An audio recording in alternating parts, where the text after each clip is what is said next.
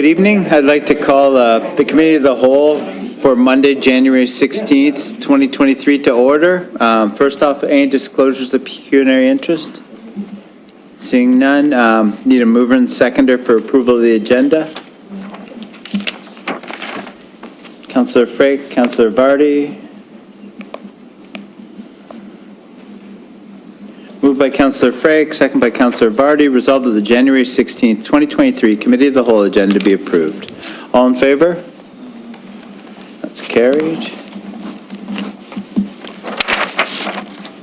All right, we move to Council Endorsement Package, Heritage Grimsby Advisory Committee of January 10th, 2023. Mover and seconder, moved by Councillor DeFlavio, second by Councillor Correspondence.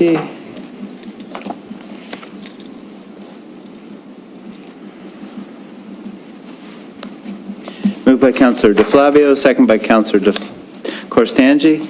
Resolved that the Heritage Grimsby Advisory Committee Council Endorsement Package be approved. All in favor? That's carried. All right, now we move to adoption of the previous minutes. Grimsby Public Library Board, December 14th, and Heritage Grimsby Advisory Committee of July 12th. Need a mover and seconder. Moved by Councillor DeFlavio, second by Councillor Howe.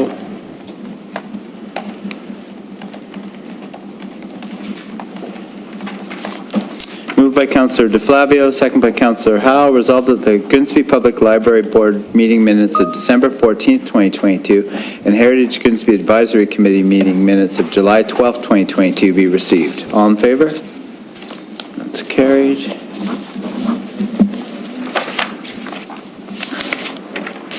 All right, now we move to our first of three delegations.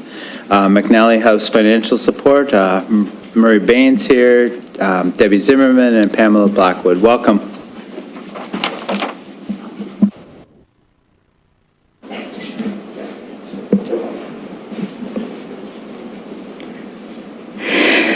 Good evening, Your Worship, Mayor Jordan, and councillors. On behalf of McNally House Hospice, I would like to thank you for the opportunity to speak before you this evening. For those whom I haven't met or had the pleasure of meeting, I'm Pamela Blackwood. I'm the Executive Director of McNally House Hospice, and it is my honor to be joined by two incredible volunteers, Debbie Zimmerman, our McNally House Board member and co-chair of our Life in Every Moment capital campaign, and Murray Bain, our Board President, Chair, and co-chair along with Debbie of our capital campaign. Tonight, we wish to share with you the vision for the future of McNally House Hospice.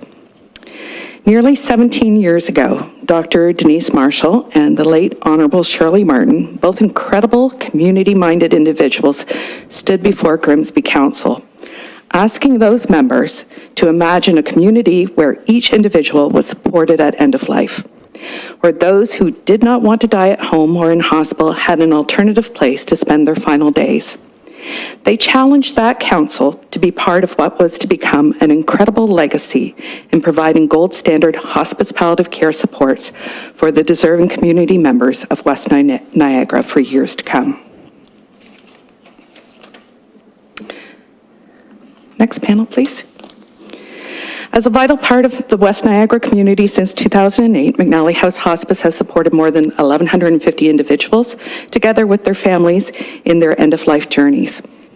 Over the years, we have established an excellent reputation in the community through our high-quality services, strong leadership, along with our compassionate, competent, and caring staff and volunteers. We have developed collaborative relationships with health system planners and service providers, being seen as leaders in hospice palliative care, not only provincially, but nationally and internationally.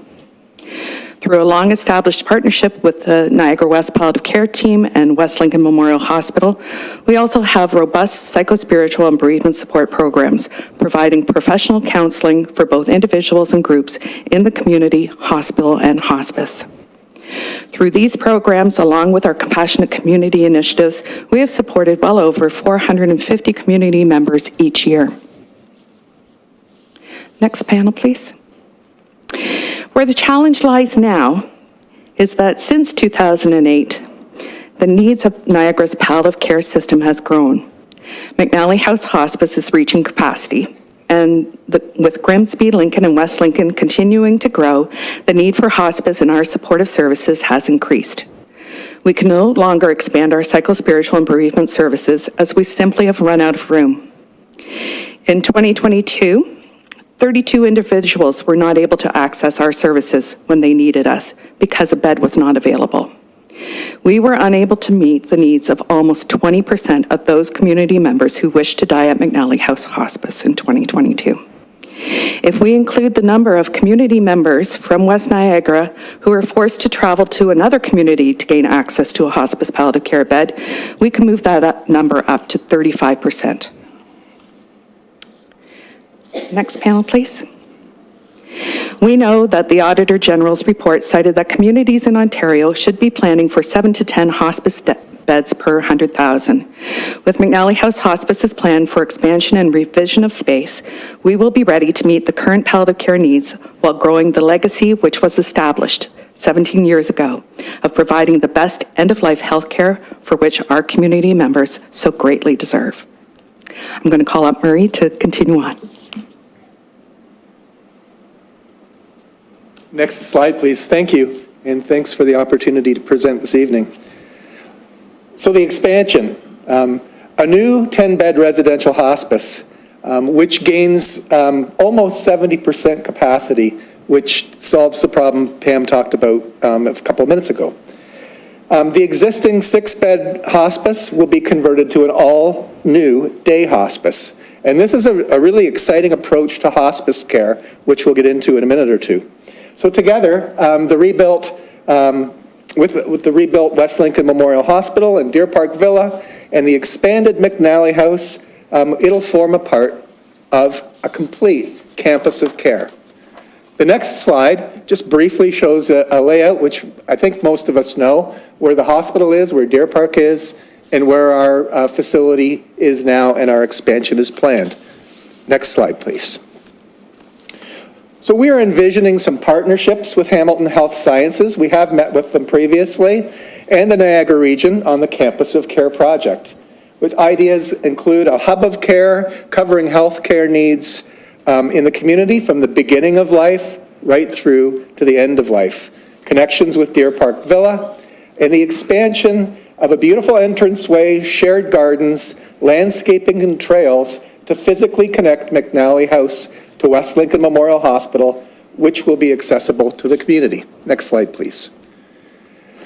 This is just a drawing which you really have to squint to see, which is our existing site plan, which is at the town now. It's been distributed to all parties, and we'll be continuing along at hopefully a great pace with getting that completed. Next slide, please. So the expansion, part one, and I'll do day hospice. This is relatively new to us. We're doing some things presently, but this fills a real gap that exists from the time of diagnosis of a life-limiting illness to final days. That can be up to a 2-year path, and it's a very difficult period, and there's few supports in place for those to get through this challenging time. Hospices across Ontario have added or are adding day hospices to fill this gap. Next slide, please. So in 2022, over 450 people used our hospice's psychological, spiritual, and bereavement support programs, which really exceeds our current capability, which is basically in the basement of the hospice. The new day hospice will transform our ability to provide these services, and we can provide supports to hundreds more people and their families per year. It helps them stay engaged, to get re-engaged in many of activities. Next slide, please. So this is just a quick little view of what the existing hospice would look like after it's changed. And then on to the next one. Part two of our plan is an all-new 10-bed residential hospice. Some new features that includes an overnight suite for families and their loved ones, a family recreation room, new outdoor spaces, a new memorial garden, and family spaces to provide dignity and comfort to those who are staying by the sides of their loved ones. Next slide, please. And this is a view, updated view of what the residential hospice will look like. And I'll pass it along to Deb.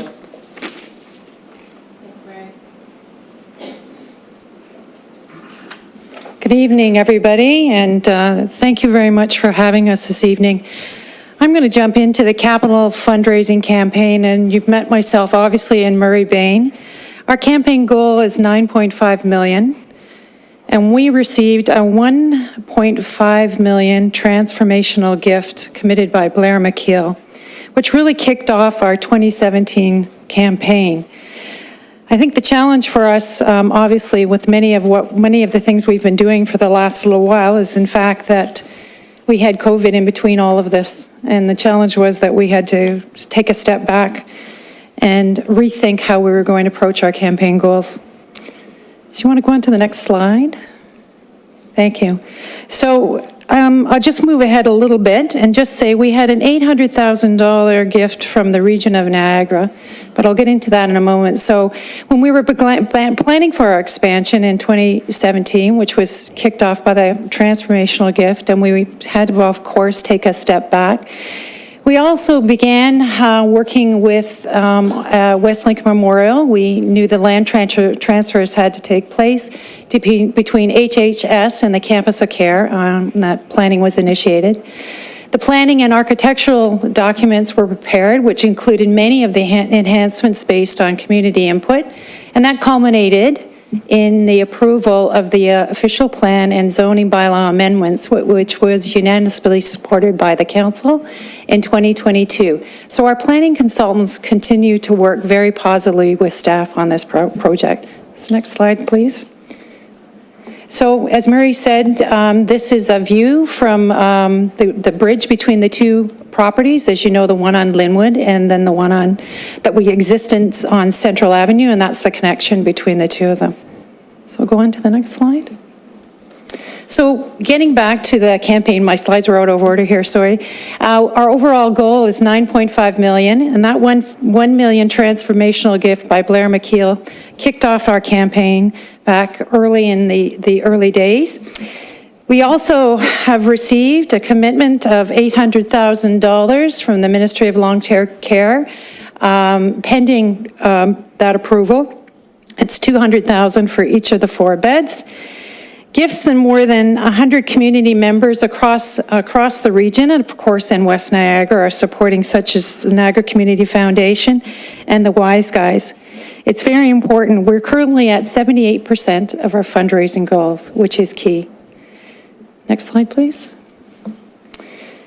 Well, municipalities are traditionally not the funders of healthcare and related facilities. Provincial funding that is secured is often done so by demonstrating municipal support and community support of hospice services. So one of the important supports we have received from a government is the Niagara region in December of 2021 request. We put forward and we had our request approved for $1.1 million, which is $220,000 over the 5-year period. The region's contribution will help to match the anticipated $800,000 that we were hoping from the province of Ontario, which will help to support the additional beds. And there's a $300,000 contribution to the day hospice as well, which is important. Next slide, please. We don't want to seek funding from Grimsby Council. We did not want to seek funding from the Grimsby Council during the planning process. So what we thought we would do is come back when it was appropriate. And of course, as you begin your 4-year term, we're asking that there be a 4-year pledge to align with the council term. And so we're respectfully requesting Grimsby Council to consider a contribution of $132K or $33K per year for the next 4 years. The dollar amount is based on the 2016 population, but now equates to about $4.57 per residence. Next slide, please. I just want to add a comment at the very end I think is important to tie it into Pam's original comments about Shirley Martin. All of you know Shirley Martin was a force of nature in this community.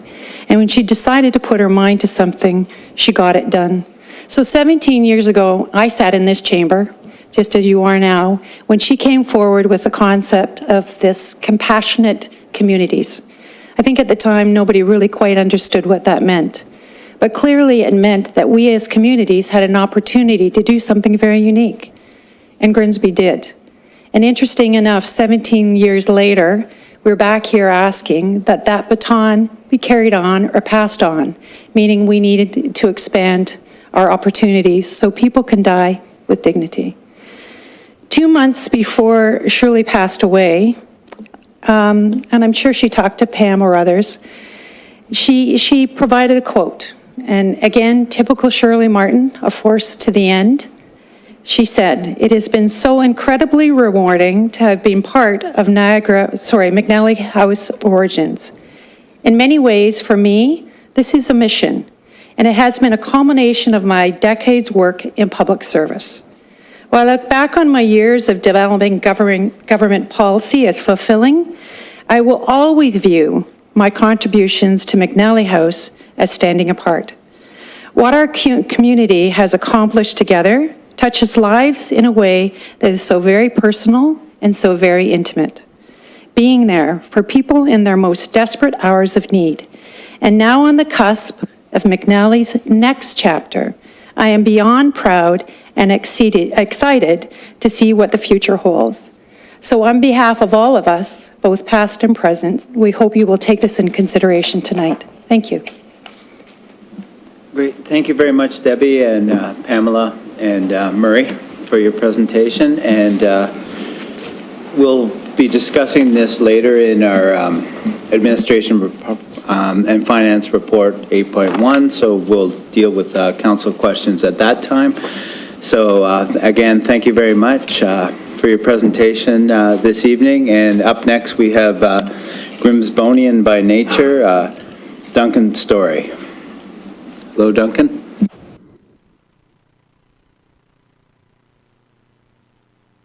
Hello, everybody. Thank you for having me, and good evening. I just have a few words to say, and then I have a video presentation that I think the AV guys got all set up. So, what is a demonym? It's a noun, a name for an inhabitant or native of a specific place that is derived from the name of that place.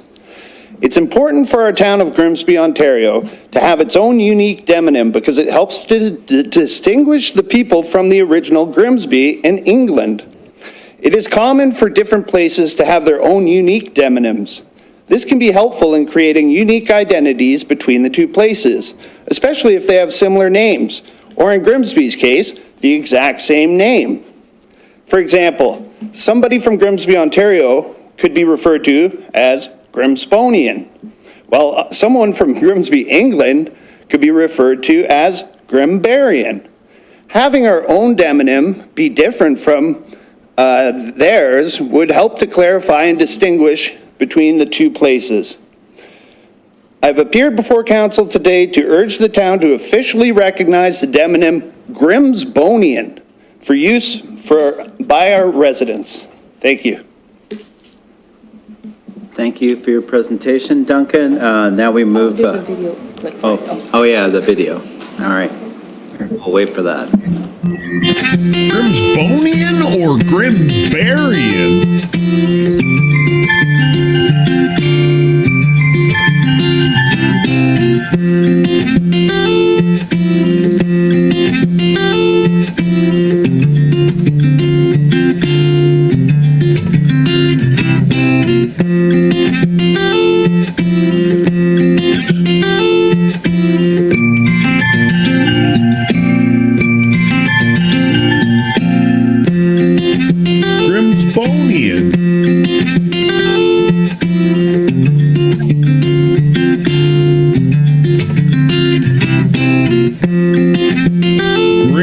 Grimsbonian. Grimsbonian.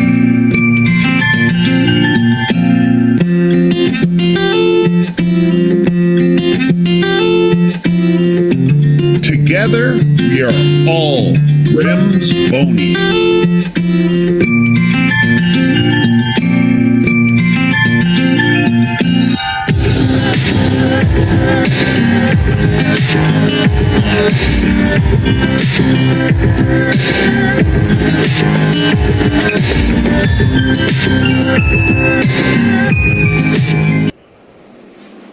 Thank you.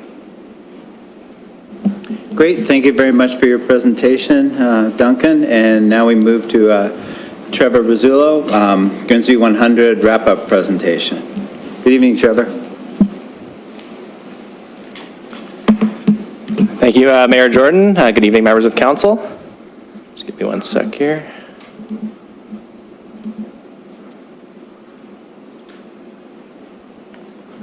All right, so I am here tonight to officially wrap up the Centennial year here in Grimsby.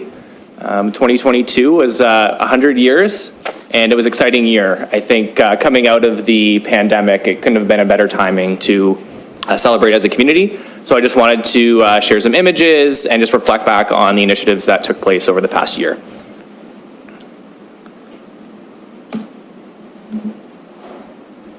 Okay, so how did we celebrate Grimsby's birthday? By the numbers. We had some really great turnout at events. Just the uptake in the community for everything we did was amazing. Events, we hosted a record number of events this past year. Every single time we had an event, we thought we had a best case, what we were shooting for from attendance perspective, and we hit it or exceeded it every single time. And we were scrambling to meet the demand for all the different things that we were doing. So I'm just gonna pop into our first section. So connect, how did we connect with residents? Social media engagement was substantial. So 10,000 social media interactions. So that's likes, reactions. That's just related to Grimsby 100 initiatives. Visits to our website, the birthday event website, 1.8K. That was just for a one-day event. We had that much traffic. The one thing that we really tried to hone this year was the sense of a Grimsby 100 brand, and hopefully you saw the logo all over town because I was trying to put it everywhere they would let me. We had Grimsby 100 tents that we brought to a number of community events. It was at the farmers market every single week, and we had all kinds of residents coming by, stopping in just to say hi, ask about the program. Merchandise. This one really blew us away. I reordered shirts 7 different times throughout the year. I only plans to order them once. And we kept going to community events, and the uptake was huge. So over 1.4K items sold over the course of the year. About 1,000 of those were t-shirts. So about 1,000 Grimsby t-shirts. I know people were picking them up and going on vacation and shipping them to their friends. And so we were really surprised to see the uptake. People really wanted to kind of have this memento of the year. So that was really exciting. Commemorate. So what did we do to commemorate? 120 legacy stories. That was, we had a main display in the Peach King Center on the wall. People could come write down, something about Grimsby, what Grimsby meant to them, and post it. We also had a platform online where people could do that. So we had about 120 stories shared. We did 2 public art projects, which I'll get to in a second. And council chambers as well actually hosted Grimsby Historical Society speaker series. I was able to make it out to quite a few, and they were really great. They were using that Grimsby 100 theme, reflecting on the past 100 years and beyond. And it was really nice to have that back. They were virtual for a long time during COVID, and this was their first year back in council chambers, which was great. We installed 3 legacy plaques, so those are in public parks. And there's one at the Gibson Street Bridge in Coronation Park and at 40 Mile Creek near the pump house. Public art. So during the Grimsby 100 event celebration, we had live mural painting, and those murals have now been installed on the front of the art gallery, which you can see on the picture there. They look really great if you have the chance. They're really bright and vibrant. So if you have the chance to drive by, they look really good.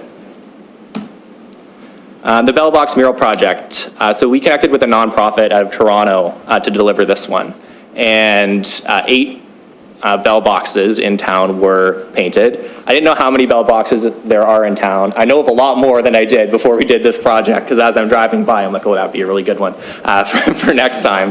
But they look really great. I drive past them all the time, as I'm sure everyone else. So we also had the opportunity to drop by Deer Park Villa. The mayor came and a few other staff members, and we contacted them because they had 4 centenarians who were celebrating 100 years birthdays, 4 of them in 2022. And we first originally said, oh, can we come and give them a certificate? And then Deer Park Villa said, well, can't you just come and have a birthday party with all our residents? So we did, and we brought down a bunch of t-shirts and our tablecloth, and they had special cookies made and a cake, and we hung around for quite some time just connecting with residents and taking pictures, and it was a really memorable opportunity to connect with those people in our community.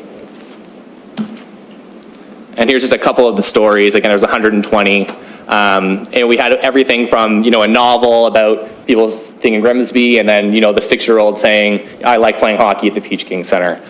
So it was really cool just to see some of those unique reflections.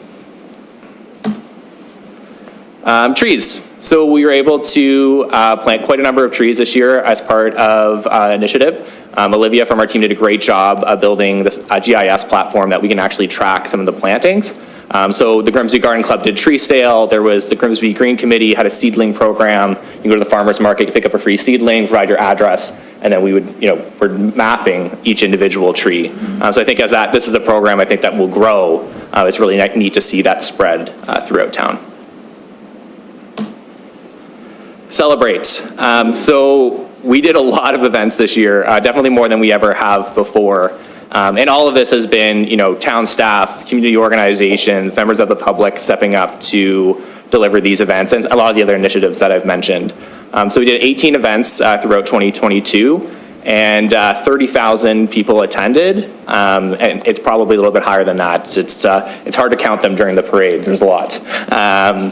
But again, every time we had an event, we just had this amazing turnout, and we had amazing weather for almost all of our events, which was greatly appreciated this year. And we had the Heritage Arts Competition, Ways Goose Books Art Fair came back for the first time since COVID, Family Day Run of the Rink, a Rotary Watershed cleanup, as I mentioned, the tree plantings, Garden Club tree sale. Let me go back to happening in Grimsby. So happening in Grimsby this year, moved completely downtown. It was a 2-day event. We had perfect weather, amazing attendance. I think we estimated we had about 10,000 people there over the course of the 2-day festival. It was really good. Canada Day, which is annually at the museum. Canada Summer Games, this was a big one for our team and for our community. The Niagara 2022 Games Committee did an awesome job working collaboratively with us up at Southward Park. It was great to see the park animated for such a big event. Seeing all the big banners and all the buses and all, it was really cool to get up there, and the fields looked really great. And of course, as part of the games, we had the 13 for 13 Festival. We partnered with Prince Edward Island Tourism and the 2023 Canada Games. And we had a great event. It was a hot day, but again, good weather, some unique food and some unique music. And then that was, I don't think we've ever had more phone calls about an event than that one. Are there going to be mussels? Will there be oysters? How much do they cost? So we had some interesting calls coming into customer service the weeks leading up to that one. Grimsby Arts Walk. This was the inaugural year for Grimsby Arts Walk, and this kind of developed from a group of people looking to continue the legacy of Doors Open, which hasn't gone on for quite some time.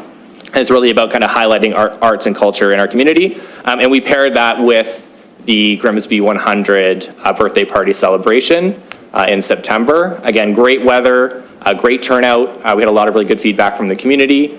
We had the laser show, we had the live mural paintings, we had the kids area in Coronation Park, and just overall was a really great year for that one opportunity for Grimsby residents to come together and kind of mark this really exciting year as a community. Some more shots here. Grimsby 100, we had an author series. It was supposed to be outside. This was the one event that did, unfortunately, get some bad weather. But we were still able to pull it off at the Livingston Activity Center. And movie nights in the park, we do these every year. But this year we had an expanded, we did 6 movies, I think, this year. And again, record turnout. The one in the top right, that was our best one. I think we had 400 or 450 people, which was maybe outgrowing Coronation Park during that one. Normally that park's okay.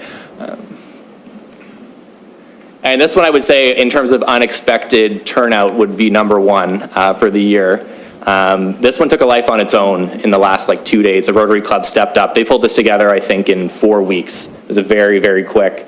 And it couldn't have been better timed because the weather on Halloween was terrible. And then the next day it was 17 degrees and sunny. And I think there had to be at least 2,000 people who showed up to this one. The park was absolutely jammed. Kids were running around, taking pictures. It just really goes to show you, I think, when you get members of the community step up, it doesn't take anything, well, it takes a little bit of money, but it mostly takes your time. A lot of these pumpkins were sourced through donations. They were carved through local schools, local preschools. People were coming from different areas outside of town to drop off their pumpkins so people could see them because people work so hard. So I think this is definitely something we'll see grow in future years, which we're looking forward to. And of course, to cap things off for the year, we had the Grimsby Santa Claus Parade. This is the second year back since COVID, and we had a great turnout. It was extremely windy in the morning, and it stopped just in time for us to get the floats out and continue the parade safely. So that was kind of a great capstone to the end of the year. And that's it. I just wanted to pass along a little bit of thanks to members of our team. Olivia Fraser, I want to mention specifically, she actually developed this logo, this brand. She's a member of our team. And this presentation, this is not me, but she did such a great job developing this brand, the colors. I think it was one of the big successes of this was, knowing immediately what that circle was and what it meant. And I think that really resonated with residents. And Matt Dancer, who's a member of our Parks and Facilities team, doing this many events at the scale we did them was such a new experience for our team. We do events, but nothing at this level. And it was so many people stepped up on our team to, I'd have a meeting and I'd have a lot of ideas. And a lot of people came to make sure we were able to deliver and pull these events off. So it really was a full Danny Gresko on our sport. She was there every farmer's market. It really was a full team effort, and it was a really exciting year, and we were happy to do it. So thank you for your time. Thanks, Trevor. And just on behalf of council, I want to thank Sarah, yourself, and the rest of your team for just making 2022 such an amazing year. I know there was things at every turn, and it really made me proud to be part of Grimsby. And we're looking forward to another 100 years for sure. But just again, thanks for everyone on the team, and it was just an amazing year, 2022. So it was so nice to see everyone gel together and all the celebrations. So thanks again. Thank you. Now we're just doing the approving the or receiving the. First, we'll receive the first delegation moved by Councillor Vardy, second by Councillor Frank. Resolved that the delegation from McNally House Hospice be received. All in favor? That's carried. And moved by Councillor Baradzi, second by Councillor DeFlavio. Resolved that the delegation from Duncan Story be received. All in favor?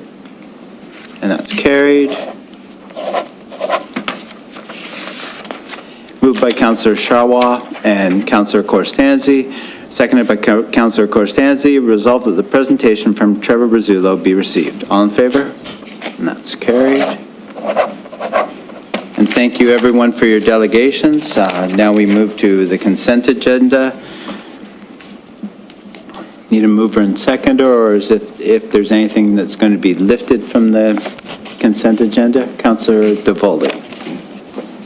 Would you be so kind as to just lift from the consent agenda the report on the OLT decision? All right, so 7.4 is lifted. Thank you.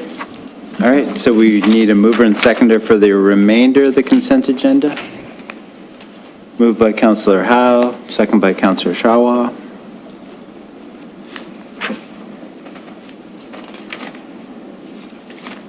Moved by Councillor Howe, second by Councillor Shawa. Resolved that the Committee of the Whole hereby approves the following items and the consent items be approved on the recommendations as contained therein. FIN 23-02 biannual procurement update, FIN 23-03 2023 budget plan, PA 23-01 OL. Oh no, that's lifted. So all right. Okay. Yeah, all right, so it just didn't get erased out of that. All right, and A, that report FIN 23-02 biannual procurement report dated January 16th be received, and B, that report FIN 23-03 2023 budget plan dated January 16th, 2023 be received for information. All in favor? That's carried.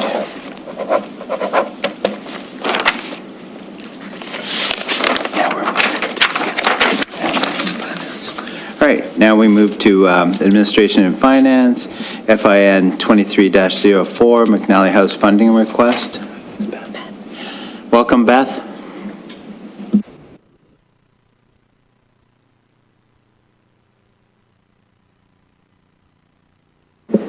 Good evening.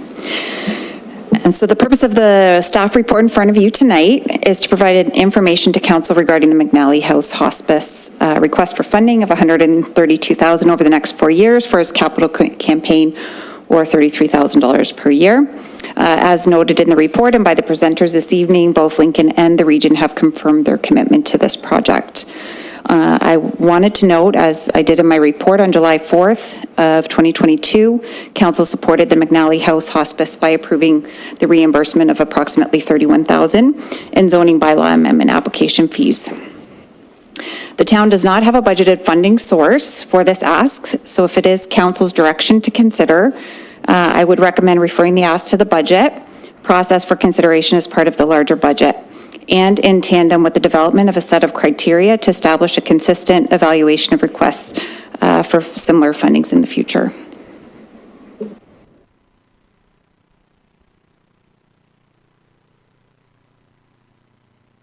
Thank you, Beth. Questions or comments from council? Councillor DeFlavio.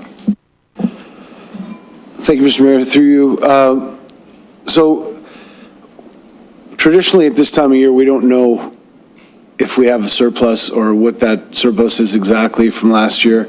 The request is $132,000, I believe, but it's over 5 years, so 4 years, sorry. If we were given a more accurate amount as far as our surplus is concerned, then we would know. I understand there's not a line item for this in the budget, but traditionally we do have a surplus, and I'm in favor personally of finding this in the budget, and I don't think it's like other projects in the same way the hospital was not like other projects. I understand that we should have a policy in place for groups that come for and ask for a local group, but in my opinion, this is not like that. And through your worship, I'd like to find the money as soon as possible, and I'd like to make the commitment to this project personally. Others might not agree with me, but I think we all know the value of the building. And I was here, Debbie Zimmerman mentioned 17 years ago. I was here when Shirley came. It was my second term of council, I think. I know it's hard to believe because I look so young, but I was on council back then. And I have a great deal of respect for everybody that's involved in the process. Through your worship, I understand your concerns from a budgetary perspective, absolutely.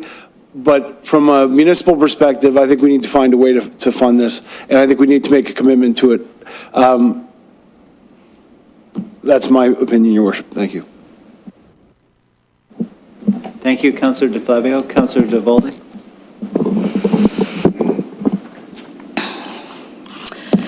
I struggle. I struggle with these requests that come on an ad hoc basis.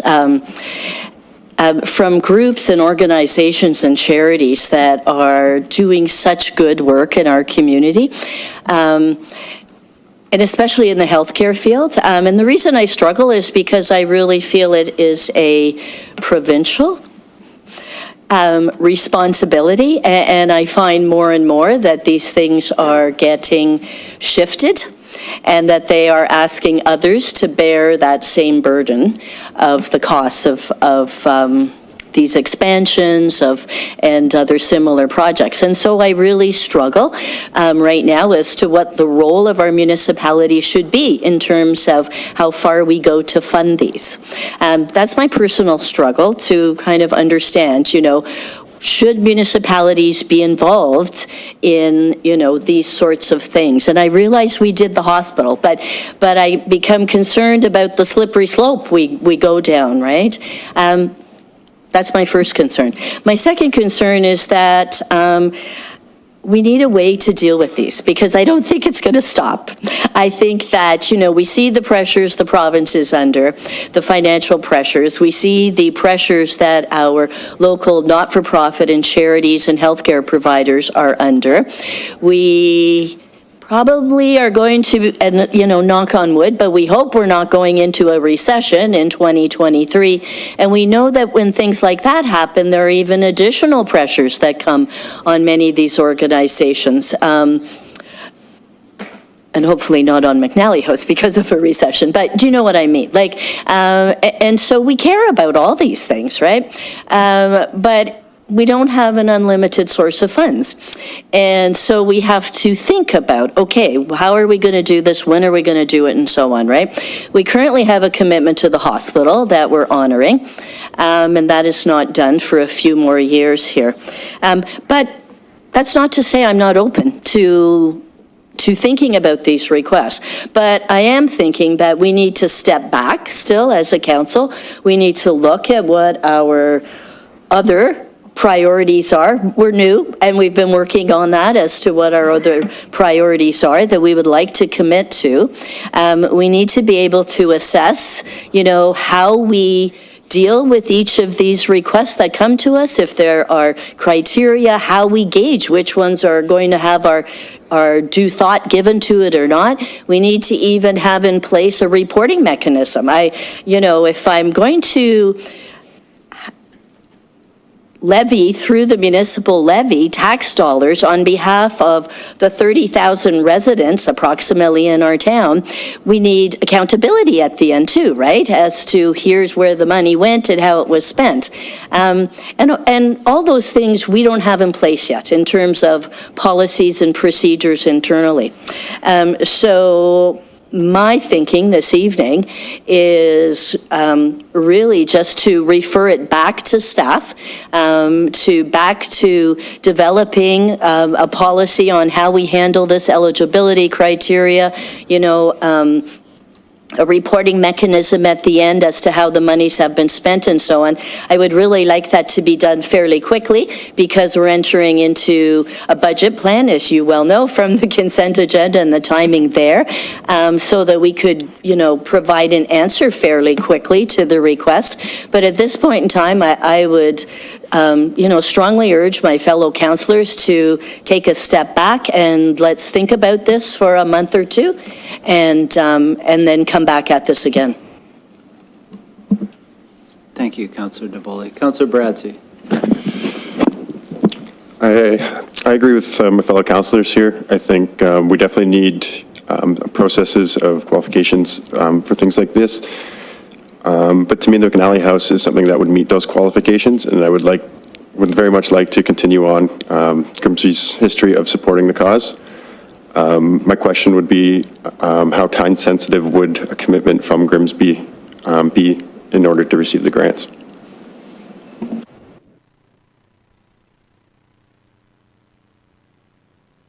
Murray, just go to the podium so it'll be on the record. Thank you, Murray. Thanks.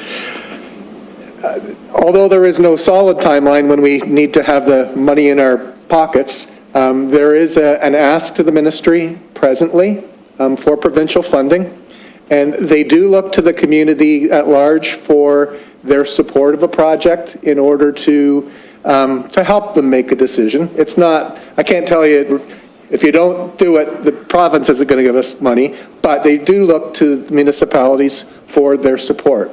And we're told by the ministry that they will most likely put this in front of the Minister of Health in mid-February. So certainly before that, it would be wonderful if we could have your support. Thanks. Yes. Oh, yeah. Sorry, we should mention, we're before West Lincoln Council on the 30th of January as well. Thank you. Thank you. Councillor Sharwa. Through you, Mayor Jordan. So my thinking is the same as Councillor Davoli. I was reading through the documents in the past, and I know our Director of Finance, Stephen Greninger, has also stated in the past that we should have criteria for these types of things, and I agree with yours as well. So I would like to get that criteria. I recognize McNally is amazing and it's really helped a lot of people. So it has nothing to do with that, but I would like to establish that criteria first. And also I would agree that the province has tended to shift everything to the municipality as well. So they need to step up as well. And I am happy that you have done so well in your fundraising efforts. But for sure, I agree that we need to have this criteria before we can make these decisions, because I don't want to set a precedent and then have everybody coming back as well, and that's going to blow the budget. Councillor Vardy.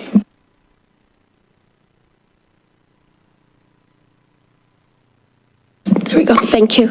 So I have a few questions. I don't know who'd like to answer them. So we've already given you $30,000 in essence because we approved you not having to pay development charges. So that's money that we have already provided. I saw that you have, I can't remember if it was 1.8 or 2.2 million in your foundation. In looking at the latest reports of CRA, which I think goes back to March 2022. I don't know if there's more in there or not, but one of my questions is the money that's in the foundation now part of the money of the 83% or 78% that you have raised? Is that money in there? That money is not listed in our current fundraising of the 78%. It is a separate foundation. So if you took the foundation money, which I would assume would be for such things as expansion, you'd probably have all the money you need, wouldn't you? If you had another 2.2 and you're at 7.4, I think I tried to work it out. So that would cover you. So you actually have the money in essence. Some of the conditions of the money in the foundation are that it's for operational purposes, and we're required to pay for hospice care a certain percentage of our foundation resources every year. So it's not set aside for capital. That's interesting that it's operational funding coming out of a foundation. That seems... That's my... Yeah, no, I mean, I hear you. I just want to say, and we've had these conversations before, and I know how important McNally is, but having spent the bulk of my career in the federal government in grants and contributions programs, I feel really strongly about having eligibility criteria and funding criteria whenever a government body is giving away money, because it's the only way to make sure that there's fairness in how you approach that.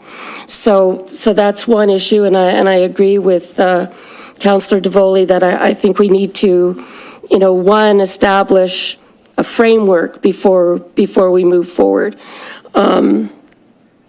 So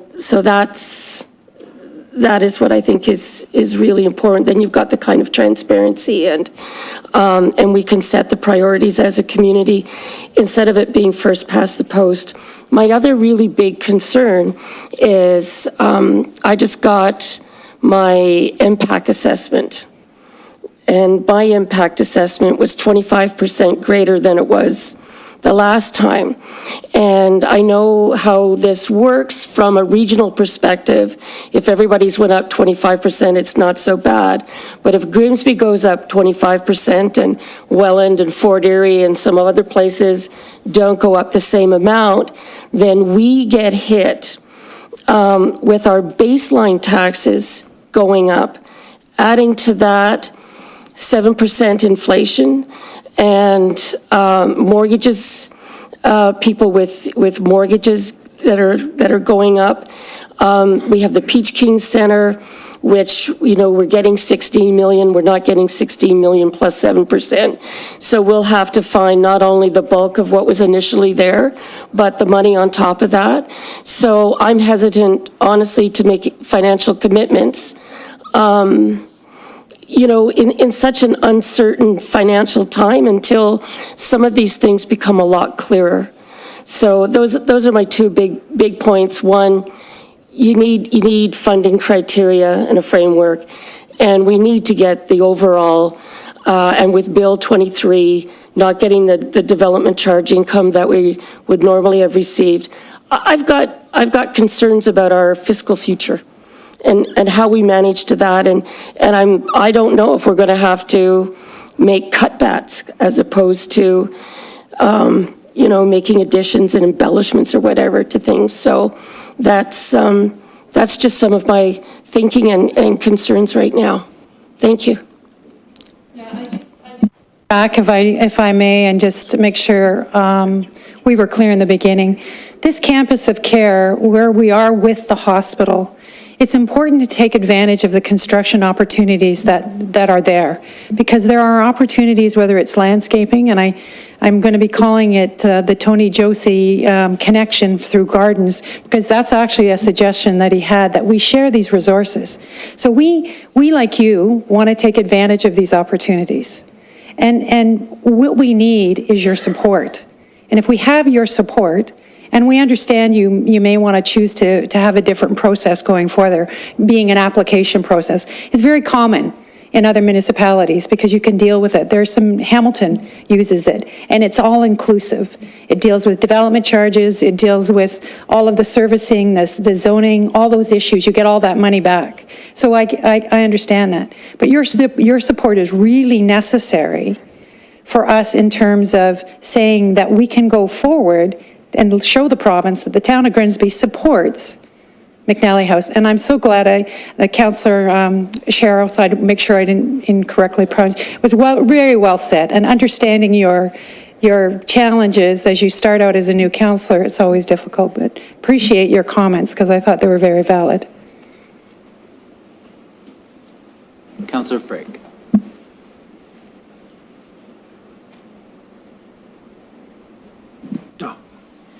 Technology. Thank you, Mr. Mayor. Thank you for your presentation. I'm still sitting on the fence a little bit on this, and I think that McNally House offers a great service to the community, no question, and to the region. But I really do believe that we have to do our due diligence, and I think that's what we're hearing around council table here, that we want to go back to our finance director, wherever she disappeared, and also incorporate our discussions into the budget deliberations, because I think that's where it's all going to wash out.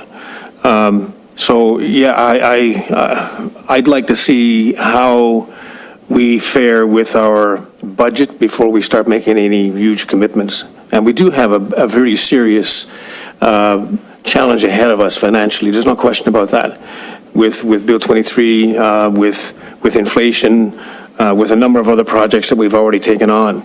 So I think that I'm on the kind of on your side a little on this, but I'd like to see us go through the budget process first. And I believe you said you had some dates that Lincoln was going to commit or maybe commit or make a decision before the end of February or January. Lincoln's already committed. Okay. It's committed. We're waiting for going to see West Lincoln on the 30th.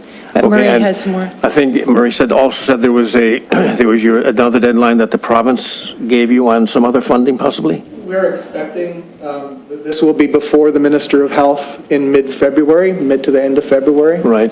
So it would be wonderful if we had the town's commitment and just support of the project. So if the province came through with some funding, would that be less of a request to Grimsby? No, in our list of funding requirements, you're both on there. It's both factored in. Funding okay. needs or all requests, right, okay. I should say. All right, so that's I would suggest we refer this back to staff and we do go through our budget deliberations before we make any decisions. I think that's the wisest thing to do, to be honest with you. That's my opinion. Thank you, Mr. Mayor. Thank you, Councillor Frick. Councillor Vardy. Thank you. I'm just wondering, do you get operational funding from the province?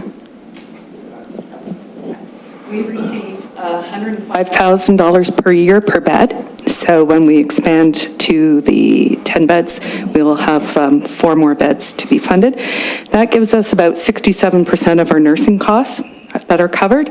The rest is fully fundraised through our community. So that's close to $900,000 that we fundraise every year for the operations of the organization. That includes the food, the medical equipment, the everything else. That's fundraised from our community. Is it like this for all? All across Ontario. That's the standard funding formula. Okay, thank you.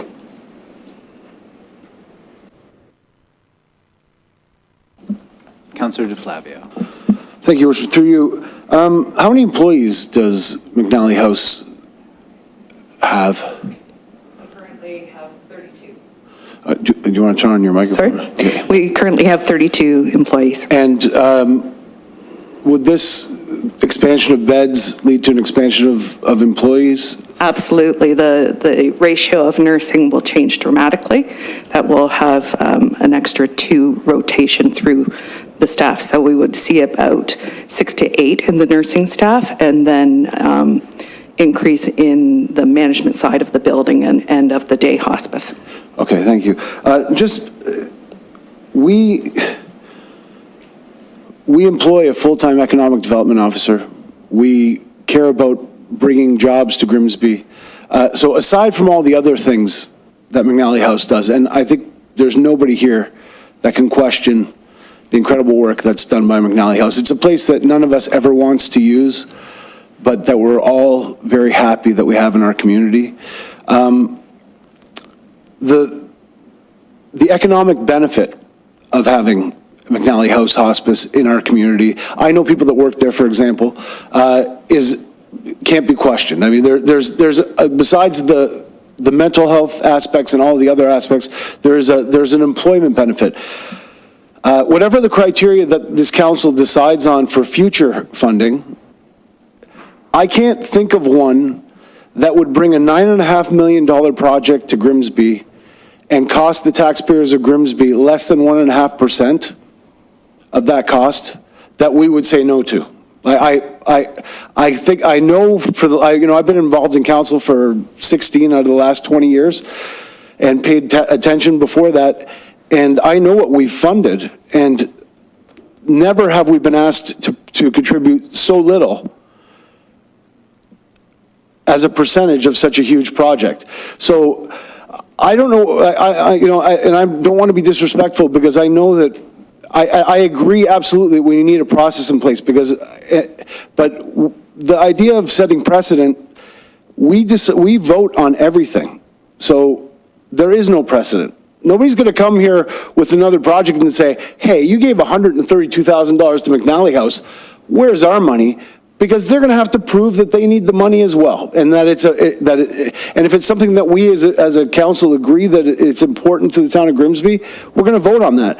So I'd like to see us move forward. There was a time, and I don't want to speak badly of other municipalities, but there was a time where we were the first ones, and we had to, we were used as the example for other municipalities to come forward and help fund this. And I know that the only reason that this isn't the case in this one was because you came forward with the zoning request before. Otherwise, you would have asked Grimsby for the money first, because it's in Grimsby. But I think that if we can't be the leaders in this project, we at least need to follow quickly in the helping of the funding of this. And I'd like to move forward on it immediately. I agree with everybody, and I will agree with Councillor DeVoley's motion for future, putting a criteria in place. Absolutely, I think we need to do that. I think we need to have, whether it's what is the benefit to the community, but I think we know the benefit to the community here. I think if we put that process in place, this project will meet whatever criteria we put in place. So let's move forward on this one, and let's put a process in place for future ones, in my humble opinion. Thank you. Councillor DeVoley. Mayor Jordan, a question probably back to Murray, and I would just like some clarification. When you talk about going to the province and they would like, and putting it before the minister, and they would like to see municipal involvement, or they would like to see public support. And you already have some municipal. Like, is this, if we don't, what I'm trying to do is clarify dates and timelines as to when we could get back to you. And so I'm being really, really particular here in the wording, but can you clarify for me, you know, if you were to not get an answer from us until mid-March, would that make or break anything at the province? I'll answer that this way, that we're told that community or municipal or various level of government support is taken into consideration. It's not a pass or fail. So that's all I really know. I can't say that if the document says that, you know, that there's no response from Grimsby, I can't tell you what that said, but what that means. But just that, you know, they're looking to know that the municipalities and the community as a whole are supportive of the project. So if we didn't have an answer for you by the time you went to the minister, you would probably still show that the town of Grimsby supported your organization with the waiver of the development charges and so on. So there would be a number there. Certainly. Perhaps not as large a number as you're asking for, but there would certainly be initial support from the town of Grimsby, from Lincoln, from West Lincoln, from the region and so on, right? Yes, that would be a fair statement for us to make, and we would probably go a step further and mention that we have made an ask from the town and that we are still considering it or something like that. We're still waiting for the results of that. Yes. So I still feel that, you know, we're not saying no. We all acknowledge it's a really good charity that does a lot of good work, but we're also saying that, at least I'm saying for myself, you know, I might be the, you know, the accountant in the group with, you know, but I need to step back and I need to look at all our other priorities and so on. And I'm not saying never. My hope is that, you know, within 2 months, we would be able to come to a conclusion and an answer. I think based upon our budget timelines, you know, I'm looking to fast track this as much as we can, but to come up with an answer at that point. I would just, you know, one other thing I would say is through your process and as you're, you know, figuring out what makes sense, we certainly hope you would reach out to us with any unanswered questions that you have, or that would be great. Information that you'd want. Just give us a call or write us a note. Any, Councillor Sharwa? Through you, Mayor Jordan. So I actually did all of my research as well, and I went through all the CRA information with the hospice and the foundation as well, and I'm very impressed with all the fundraising that you have done. So I'm, like I said before, I am impressed with your organization, everything you've done, but I feel like you guys are doing everything right for your fundraising, and we do need to take a step back and we need to establish this criteria. Councillor Howe.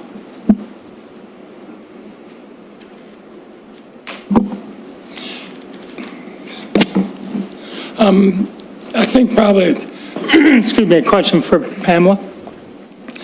In the case of two residents, and this is going to sound really cold, but do local, you know, let's call it the catchment basin area, the Lincoln, West Lincoln, and Grimsby, coming into play, or can someone come in from out of that catchment and take one of our, and that sounds cold, and, you know, kind of slide them aside, or is it first come, first serve?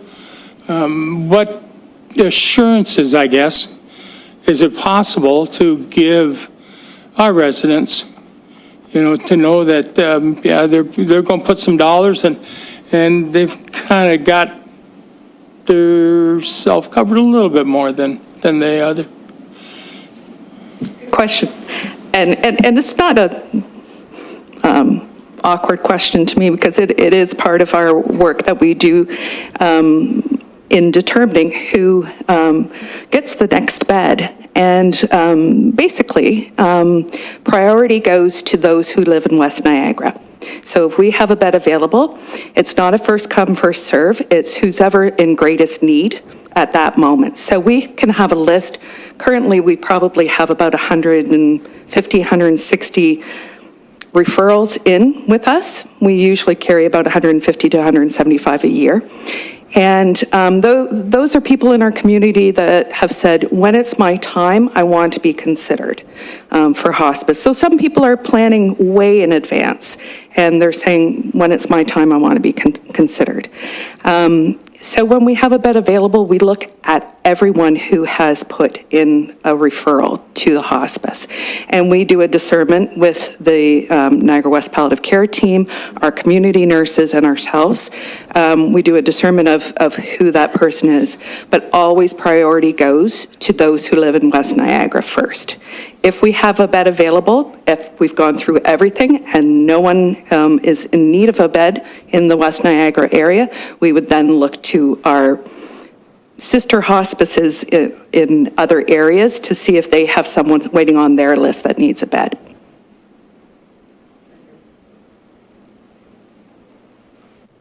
Any further questions from council? Well, she's spoken twice. The motion? Not a question, the resolution.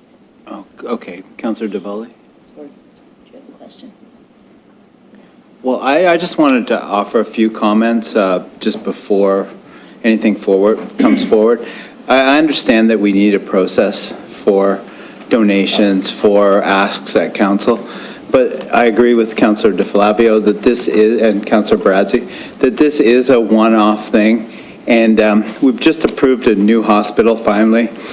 We have a community campus of care that is there, that it's multifaceted, that I think as this council, I would certainly like to make an exception that we support McNally House and put it right out there to the province and show them a strong message that we're committed to our hospital, we're committed to our end of life care dignity, and that we really want a campus of care here that's state-of-the-art, ahead of everything, and second to none. So I think, I get that we need a process.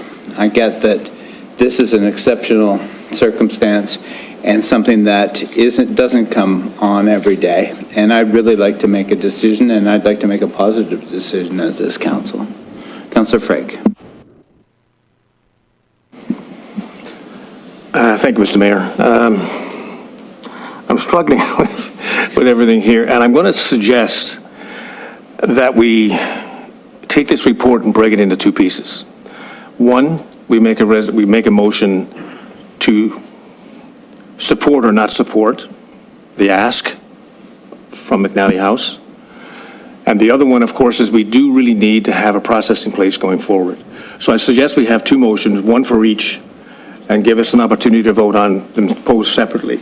Can we do that, Sarah? Because I think we need to deal with this, and I hear a lot of opinions around the table here, and I guess there's no time like now, I guess, to put this on the floor. So if we can do two motions, I would think that's what we should do. Can we do? I think we put the first one and then the Yeah, whichever order we need to do them in is fine with me. I have no problem, but at a later time.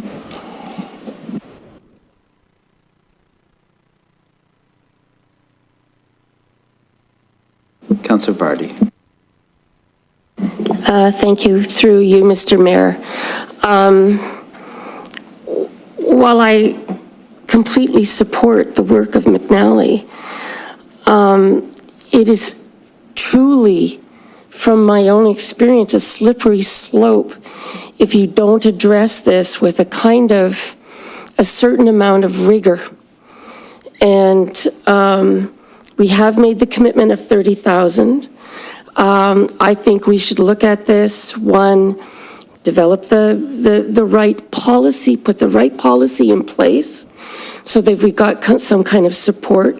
Because sure enough, I mean, you can't keep saying yes as a one-off to every good cause that comes along. And I probably sound really cold-hearted, but, you know, if you don't have a policy in place, then you start weighing values. So, you know, so let's say a women's shelter comes forward. So you're going to say, well, you don't care about women who are beaten up by their husbands, you know, because you won't give us money.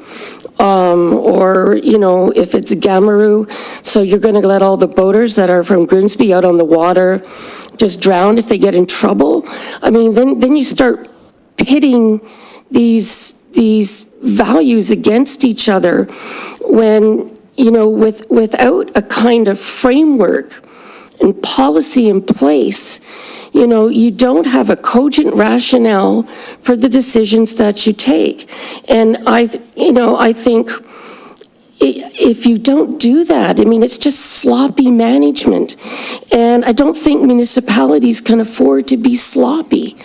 You know, we need to, you know, I don't want to sound, but I know we're a small town, but even though we're a small town, you can't just go saying yes to everybody who comes along. And this is not to say that I wouldn't say yes to McNally, but I want a firm policy in place that gives us a certain cover and rationale, because others will come. They do come.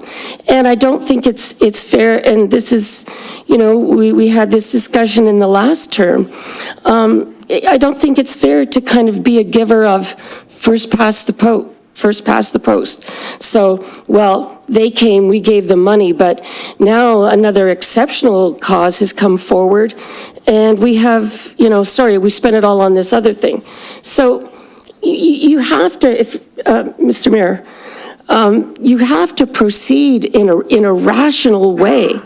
So my suggestion would be, we've already committed $30,000. That's a very tangible amount. Let's get the policy in place. We're doing our budget discussions in the next 2 months, so we've got time to do this properly. And I think that's what we should do. So, and you know, I know some of you feel that, well, McNally is an exception, or the McNally type things like McNally and Hospital, those are exceptions. They're not kind of run-of-the-mill. So if that's how we feel collectively as a council, then we build that into our funding criteria of what's important to us. So I just really caution people, put in place a solid, proper policy first, and then we consider this against the policy during budget discussion. We've already shown a commitment of $30,000. You know you have our support in principle, but it's just moving forward in a proper, rational way. Thank you. Councillor Correspondence. I think it needs to be noted that we all support McNally House and its cause, and I think that we have to separate the support from the money in this decision, because we have our Director of Finance giving us advice, we have an accountant giving us advice. Yes, it's only $5 from the taxpayer, but we've already asked them that for transit. We've asked them that for the hospital. We've asked them that for many things. So we have to be very conscious of that. And I don't like to be made to feel that if I'm voting on behalf of the taxpayer in a financial sense, that I'm not supporting what McNally stands for. I don't agree with making exceptions just because it goes against what I believe in. I think that there has to be a set criteria for everybody, because I wholeheartedly agree with Councillor Vardy in the sense that, you know, there are many worthy causes, and I don't want to say I make an exception for this one coming forward and then the next one is just as worthy and say, well, all of a sudden now these new rules apply to you. So I fully support McNally. I fully support supporting you. But I do think we need to establish some criteria and kind of have it come back to us, and then make a decision that that everybody can fully support and get on board with. Councillor Barazzi. Thank you, Mayor, through you. I got to say, I think the proactive thing to do here is what Councillor Freak mentioned in splitting this into two separate items. Until we have the criteria, I don't think we can turn every cause away, saying wait until we do. And we have no choice but to operate as a case-by-case basis until then. That being said, I do think we should put setting this criteria as a high priority internally. And I would like to move on a motion tonight. So procedurally, we're a little bit ahead of ourselves because we do have a referral motion on the floor from Councillor Devoli. So if Councillor Devoli, if you want to read that. Yes, I would like to move that the report, the Finance Report 23-04, be referred to staff to develop a policy with eligibility criteria to assist us in evaluating these requests, to include a process as to how we handle them, and a reporting process back at the end to us on the use of the funds. And at the same time, that the report be brought back to council during the approval process of our 2023 budget. And I would so move.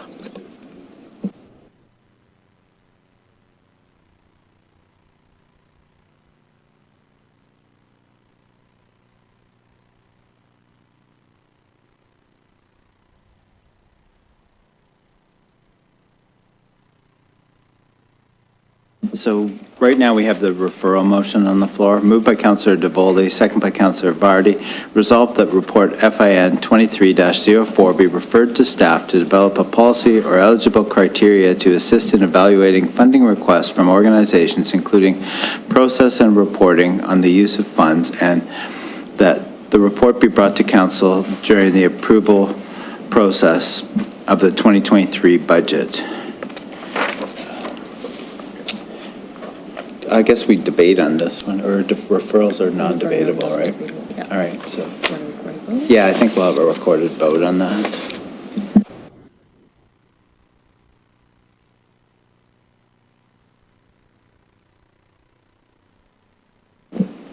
Councillor Devoli?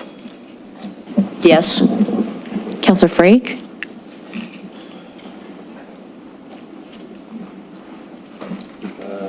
No. Councillor Howe? No. Councillor Vardy? Yes. Councillor Charles-Wall? Yes. Councillor Corstangi? Yes. Councillor Barazzi? Yes. Councillor DeFlavio? No. Mayor Jordan? No. That's carried.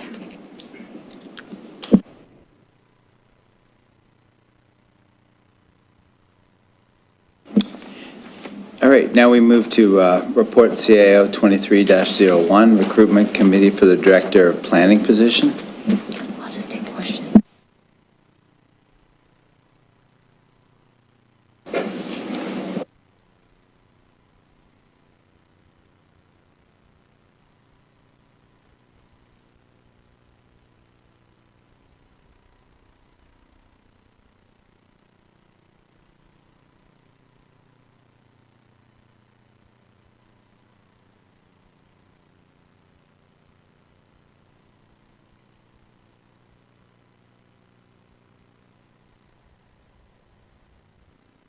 Through you, Mr. Mayor, so we did commit to establishing a recruitment committee for the Director of Planning position, and in the report, we do recommend 4 members of council to sit in this committee. I'll take any questions if there's any.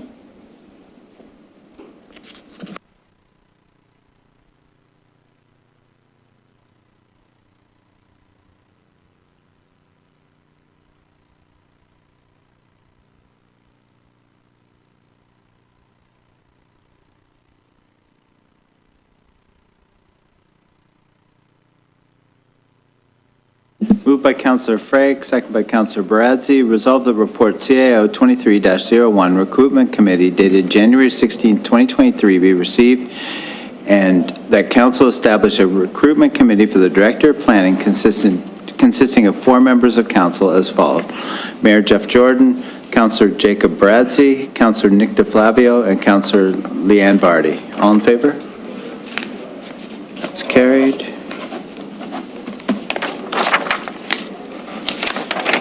All right, now we move to TC 23-01, committee and board appointments.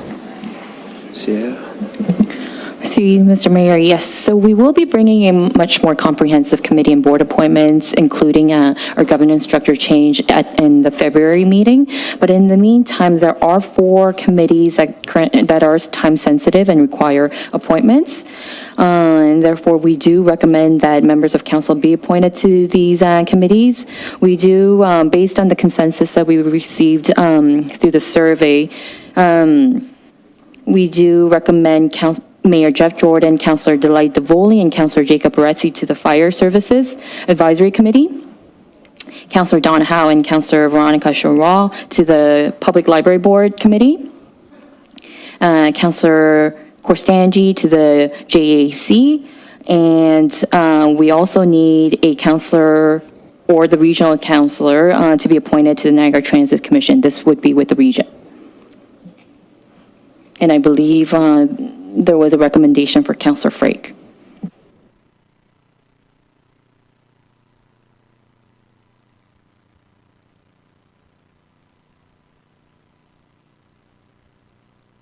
I have movers Councillor Frake, seconder Councillor DeFlavio.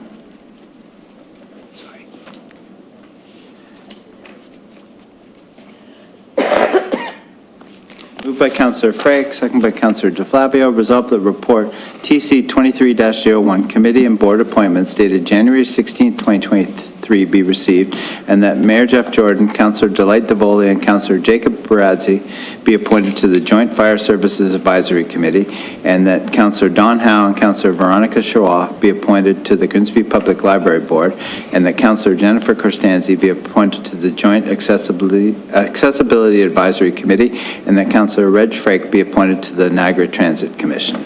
All in favor? That's carried.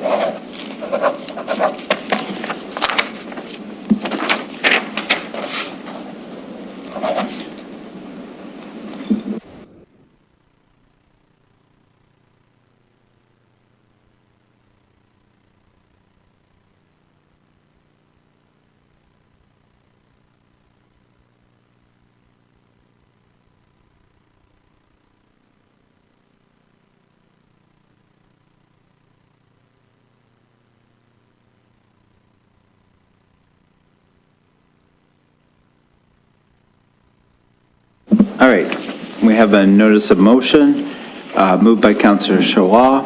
Whereas in an effort to equally stabilize expenses and resources for fire services in both Grimsby and Lincoln, the town of Grimsby and the town of Lincoln began a shared fire services pilot project on October 1st, 2021, and whereas the town of Grimsby has contributed ample financial investments towards fire services since the inception of the pilot program, therefore be it resolved that the present shared fire chief for the town of Grimsby present a brief report on the governance, cost-sharing, capital property, and purchasing as noted in Phase 1 of the Shared Fire Services Pilot Project Report, CAO 21-10, up until January 16, 2023. The report shall separate sections by each municipality to allow council to assess the contributions of both Grimsby and Lincoln in the shared services agreement, and that the report be presented for consideration at the February 6, 2023 Committee of the Whole meeting. I acknowledge that this notice of motion will be given consideration at the February 6, 2023 Committee of the Whole meeting.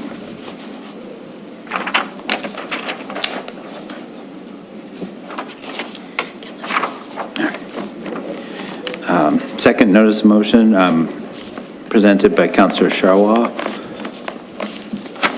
Whereas the town of Grimsby has undergone significant administrative change and employee recruitment in recent years, and whereas members of council require knowledge of the corporate structure and size for budgetary consideration, therefore be it resolved that the acting CAO is directed to provide information on the corporate structure, including number of staff, and categorized by employment status, full-time, temporary, volunteers, etc., and that the report be presented for consideration at the February 6, 2023 Committee of the Whole meeting.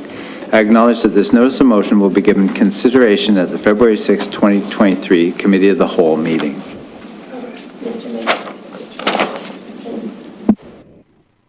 There's no comments on notice of motion. Third notice of motion moved by Councillor Bradzi.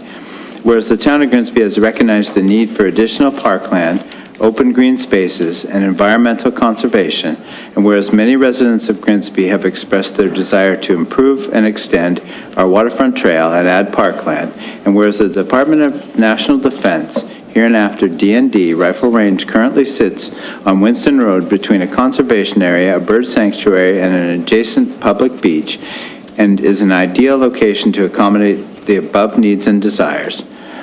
Therefore, be it resolved that town staff open discussions with the Department of National Defense about their plans for the future of this site, as well as to further express the town of Grimsby's desire to relocate the facility and add conservation parklands on record to the DND and Niagara West MP, Dean Allison. I acknowledge that this notice of motion will be given consideration at the February 6, 2023 Committee of the Whole meeting. Through you, Mr. Mayor, there will be a quick administrative change for the dates under the two notice of motions to February 20th for the reports.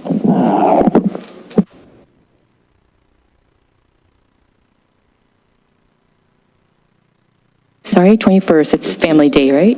Is that, yeah. All right, now we move to number 9, Parks, Recreation, and Culture. Oh, wait, we did that notice of motion. Now we move to number 10, Public Works Resolution. Councillor Vardy, parking restrictions. Questions or comments, Councillor Vardy? So I've received a number of calls and concerns from residents in this particular survey about on-street parking during the day, particularly coming from the hospital and some of the commercial enterprises at Main and Nellis. So I've had issues where people are having trouble driving out of their driveway onto the street. This particular survey does not have sidewalks. So when cars are parked on the street, once the snow falls, it becomes really, you're forced into basically the middle of the road, which is somewhat dangerous. And, we've got a lot of kids, families with strollers, what have you. So and the other thing is, in this particular survey, this will not negatively impact residents because this particular survey has huge driveways, with parking for, 4 to 6 cars almost in every driveway. So it's really to respond to the community, and the fact that there are no sidewalks and snow is coming and it becomes difficult to walk, and because we've seen quite a number of I've received quite a number of complaints. So if anyone has any questions, I'm happy to answer them. Questions or comments from council? Councillor Sharwa. Through you, Mayor Jordan. So Councillor Corstangi and I have a similar situation on Linwood. So again, there's no sidewalk on either, and we hear about it all the time about, seniors, mostly seniors on that street that are having difficulties exiting their driveways and then having to walk around the cars and people almost getting hit. So I do understand where you're coming from, and I would agree and support.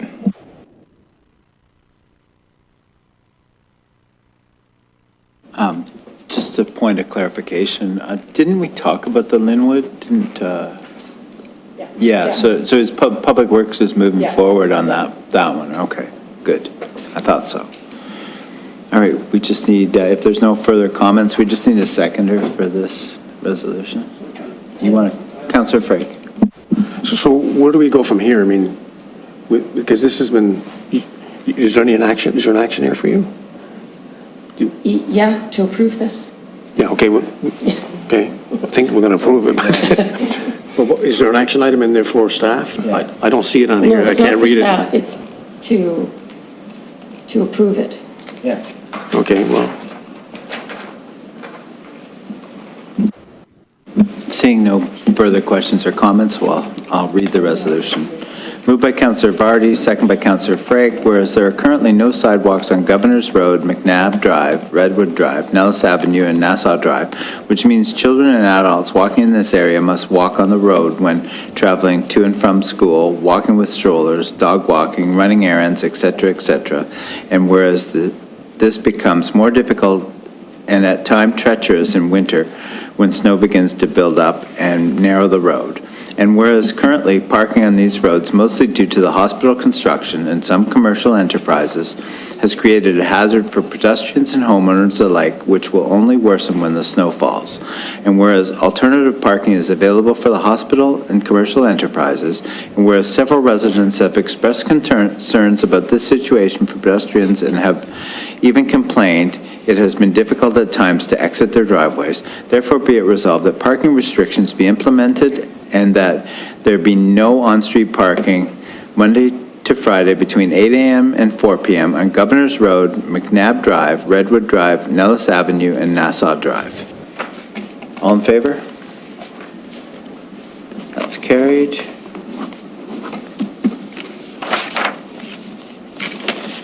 All right, now we move to number 11, Planning and Development. That's PA 23-01, the OLT Decision Report, Grimsby Beach, that was lifted. Which one are we? That's the OLT. Terry, thank you. Hi. Thank you, through you, Mr. Mayor. This is just a report to provide an update to council. We received recently an OLT decision. It's a partial decision. There's still an OLT case in Grimsby Beach with regard to the official plan amendment and the zoning bylaw amendment. It's just scope to the singular property that appealed it. So it's just trying to provide an information to council about the update, as well as talk about the lifting of the interim control bylaw, which has been in place for a substantial period of time. Thank you, Terry. Any questions or comments from council? Councillor DeVoley. Mayor Jordan, a question for Terry then. So the only issue still outstanding has to do with the one particular property, right? But what does it mean for the rest of the properties and what we can and cannot do now? Through you, Mr. Mayor, this means that property owners that can come to, should they want to develop, they can come to the planning department or the building department, whichever, and the official plan policies would be in place that were approved by council unanimously through the OPA, as well as the zoning that was approved for every property except for the 33 Victoria Terrace, which, as I mentioned, is continuing through with the OLT hearing.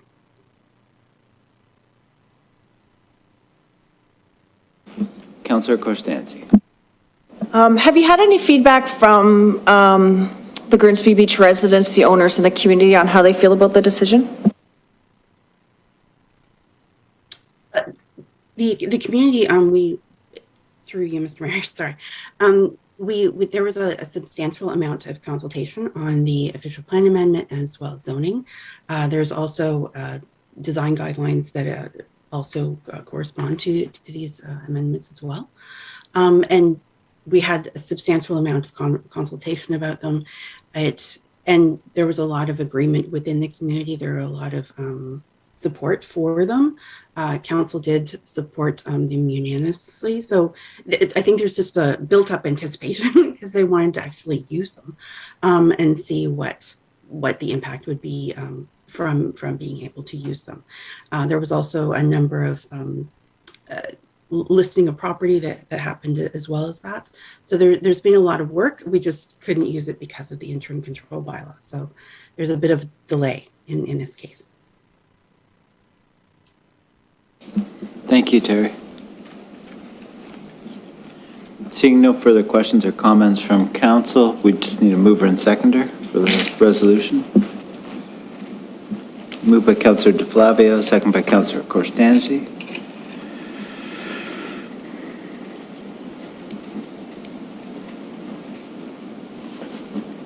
Moved by Councillor DeFlavio, second by Councillor Correspondence. Resolved that report PA 23-01 OLT decision regarding Grimsby Beach secondary planning zoning amendment dated January 16, 2023 be received for information. All in favor? That's carried.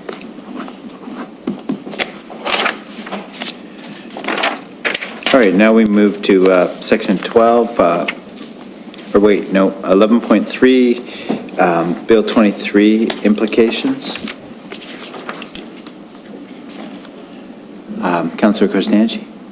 Okay, so I'm just going to go through this as the items I have listed. So upon the official regrets of our MPP attending council, it's to my understanding that not all members of council have been provided the opportunity of a proper meeting to address the concerns and inquiries of our constituents.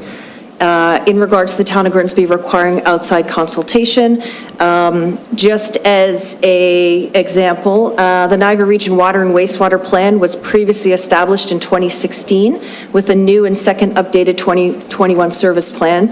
The second reading of this occurs this week. All of this data would have not included the pending rapid growth both outside and within our urban boundary.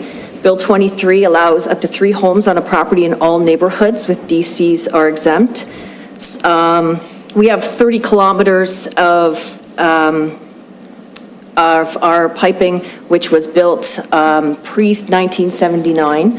These are things that we have to consider when with new developments and existing development, and I think we need proper consultation on how to navigate that.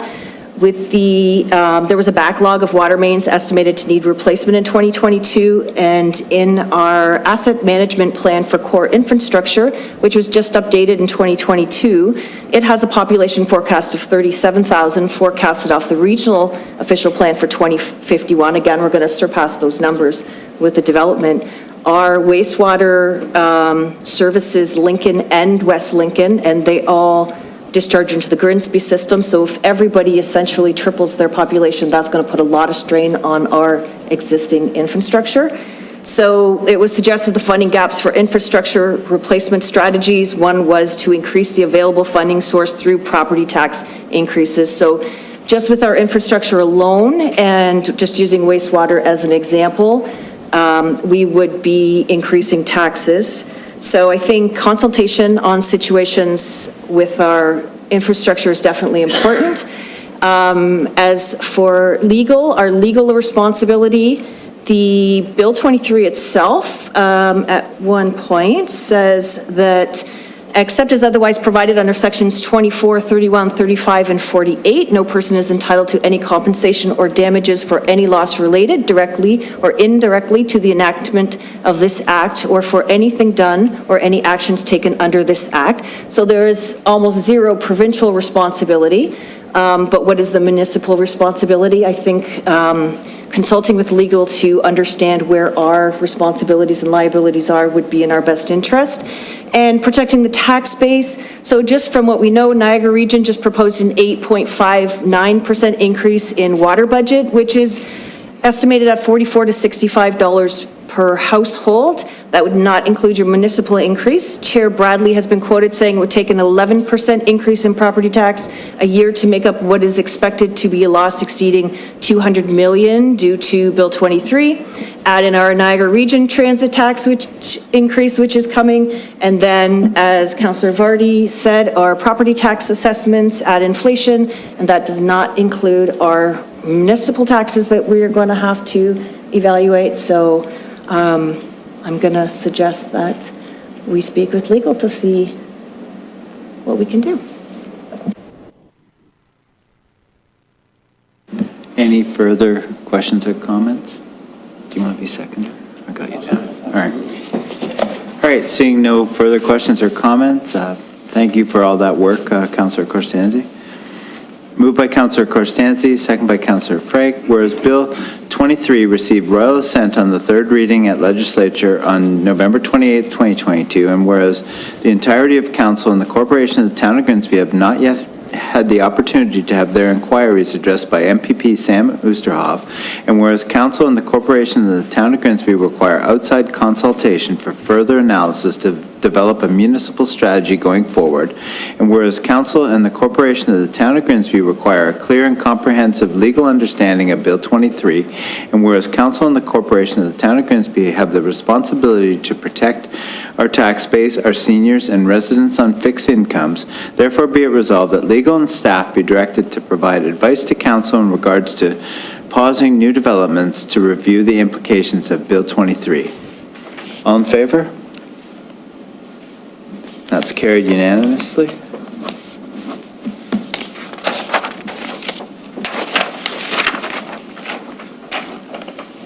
All right, up next we have correspondence. Need a mover and seconder. Moved by Councillor Howe. Second by Councillor Davoli.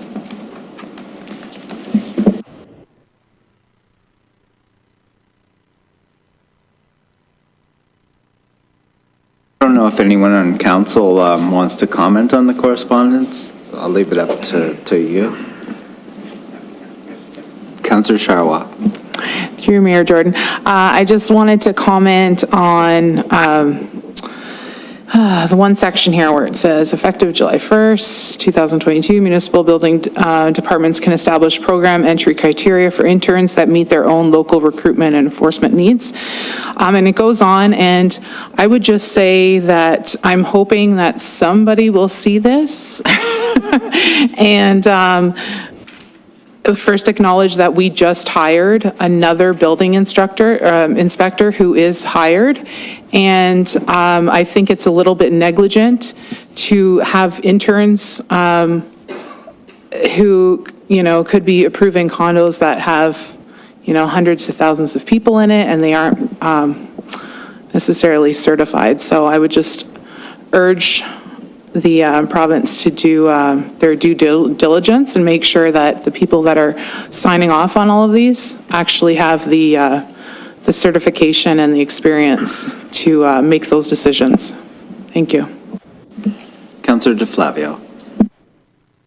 Thank you, Worship. Related to the letter from our MPP, oh, sorry, are we dealing with both? Okay, I thought we were dealing with all correspondence. We can comment on. I think the reoccurring theme that we've heard every time we talk about that bill is the lack of knowledge of what it's going to cost municipalities. And at no point does our MPP talk about, there's a lot of buzzwords like, more housing and all those things, but the irresponsibility of any level of government, tonight, I was of the opinion that we should vote in favor of McNally House, but we, as a council, voted against it because people thought it was prudent to know the cost of something before we did it. And I respect people's opinion on that. At no point during this bill was the cost of this bill ever spelled out. So the level of irresponsibility of passing such a sweeping bill without ever dealing with the impact, the financial impact of that bill, it's beyond belief, really. And to respond to it with I want to give credit because I agree there has been a great deal of money put into infrastructure by our provincial government, money put into facilities in the town of Grimsby, money put into the hospital. I love all those things. But to pass a bill that doesn't tell us what it's going to cost, and then to respond that I'm not going to come to council because I don't know the actual cost, it's frustrating to say the least. And every time we talk about it, we say the same thing. It's, Councillor Costangi tonight put it really well, and that is, what's the impact of this going to be? And at no point do we hear about the actual impact? We only hear about we're going to build 1.5 million new homes. Well, no, you're not. And, and the fact that saying that it doesn't impact the green belt, well, yeah, it does. I mean, it's a different, it's not directly in there, but it does. So I would like to request again that our MPP come before us, and not to grill, just honestly to have a conversation. It doesn't, I don't want to put people on the spot. I don't want to put people's feet to the fire. I just honestly want to know how you can make a decision without the cost being weighed out. And I think that's a frank discussion that needs to occur. And we can't have that discussion with Mr. Ford. So we need to have that discussion with the representative, and that's why we requested it. We weren't trying to, I don't think anybody here was being facetious in that request or trying to grandstand. It was a legitimate request. I think it was Councillor Frake that made the original request, saying, hey, how are we going to pay for this? And that answer still hasn't come forward. So I think that's something that we continue to have to continue to ask, that we're asking staff to look at, but every time we've asked it, we don't know the answer. So we're going to continue to have this conversation until somebody who actually passed the bill comes forward and says, this is what it's going to cost, and this is why. Thanks, Your Worship. Thank you. One would think that the province just pushed it through and they don't know the answer either. Yeah. Councillor DeVoley. Yes, excuse me.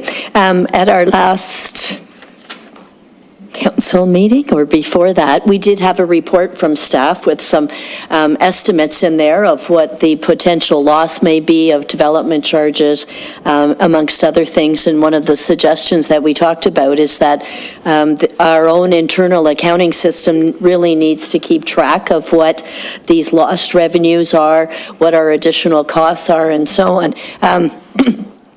Perhaps what we could do is build on that report and draft it in some way as a letter to our MPP, so that at least we can give him something in writing that expresses our concern, that expresses, because one of the things in his letter that I am still confused about, it talks in there about, yes, losing some development charges, but really that these costs aren't going to be that great to the municipality. And I do disagree with him. We know that the costs are going to be quite substantial, not just the loss of the development charges, should we be so lucky as to have development of affordable housing in our community, but also the other costs we're going to incur from, having to monitor these affordable housing units over time to make sure they keep their rent within the certain levels, and so on and so forth in that act. There actually is like an octopus with arms, and there are implications beyond just the development charges to our organization. And so I think it might be something that we could ask our town manager to basically utilize what was in that previous report, and we could draft a reply to our MPP and say, well, we don't quite see it the way you do, and here's where we see the issues and what is going on here. Thank you. Councillor Correspondence. I agree with Councillor DeFlavio, and I think I understand we need to build more homes and provide more housing. I absolutely understand that. But I believe it's our responsibility to make sure that people can stay in their houses. And that's where it's tricky for us, because the costs, we're making the decisions on the costs and we're eating the costs, and they're not going to be able to afford to live in the houses that they're building.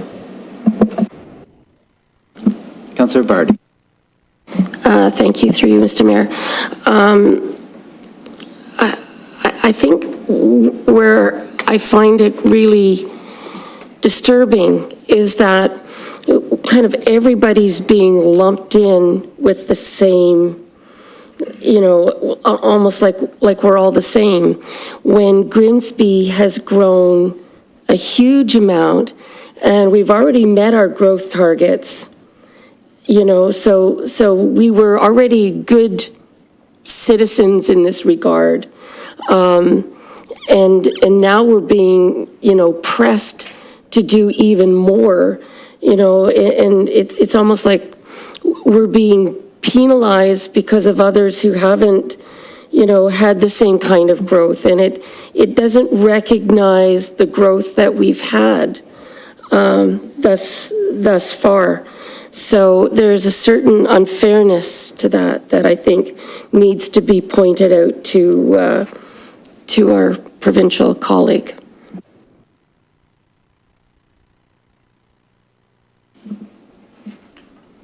All right, seeing no further questions, what we've done, and hopefully the mover and seconder will be okay with this, that we add to the correspondence, certainly for MPP Oosterhoff's letter, that we add, and that staff draft a response to MPP Sam Oosterhoff with council's comments as provided.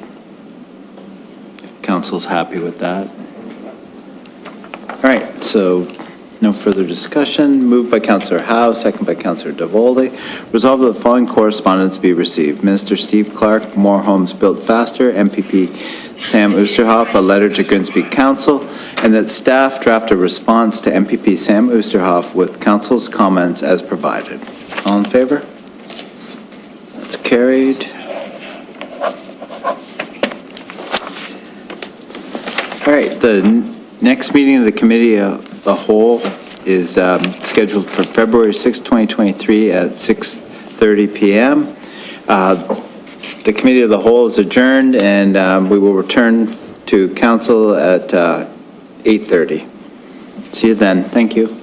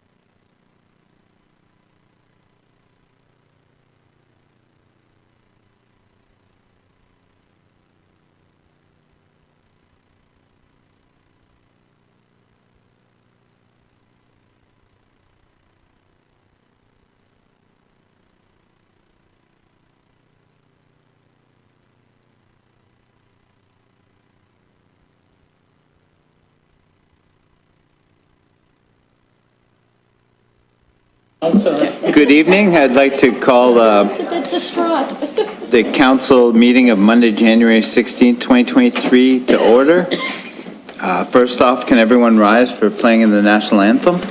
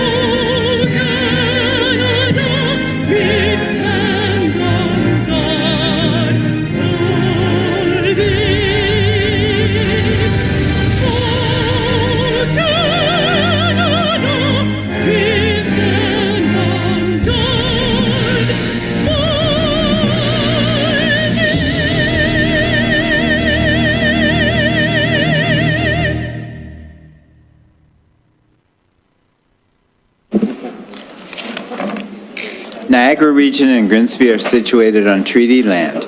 This land is steeped in the rich history of the First Nations such as the Hattaway-Ronk, the Haudenosaunee, and the Anishinaabe, including the Mississaugas of the Credit First Nation. There are many First Nations, Métis, and Inuit people from across Turtle Island that live and work in Niagara today. The regional municipality of Niagara and town of Grimsby stand with all Indigenous peoples, past and present, in promoting the wise stewardship of the lands on which we live. Any disclosures of pecuniary interest? Seeing none, we need a mover and seconder for approval of the agenda. Moved by Councillor DeFlavio, second by Councillor Correspondence.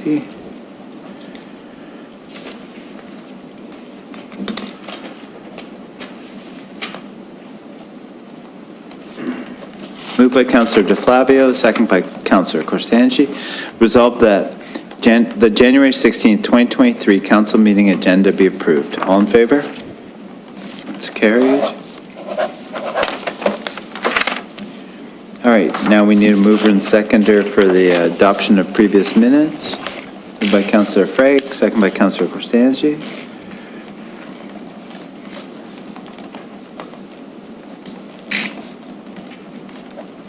Moved by Councillor Frake, second by Councillor Correspondence. Resolved that the Committee of the Whole minutes of December 19, 2022, Council minutes of December 19, 2022, Special Council minutes of January 9, 2023, and Special Council minutes of January 12, 2023 be approved. All in favor? That's carried.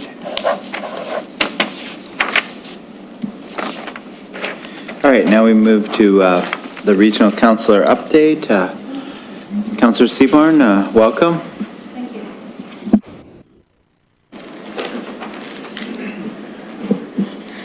Thank you, Mayor Jordan. Glad to be here this evening. At the region right now, we are working on some of the budgets and really getting an idea of some of the projects that are coming forward. And I thought it would be a good idea to share a couple of them that I think are really important, especially from the Grimsby perspective. There's a couple of really large projects coming through, not the least of which is the Grimsby Water Treatment Plant expansion.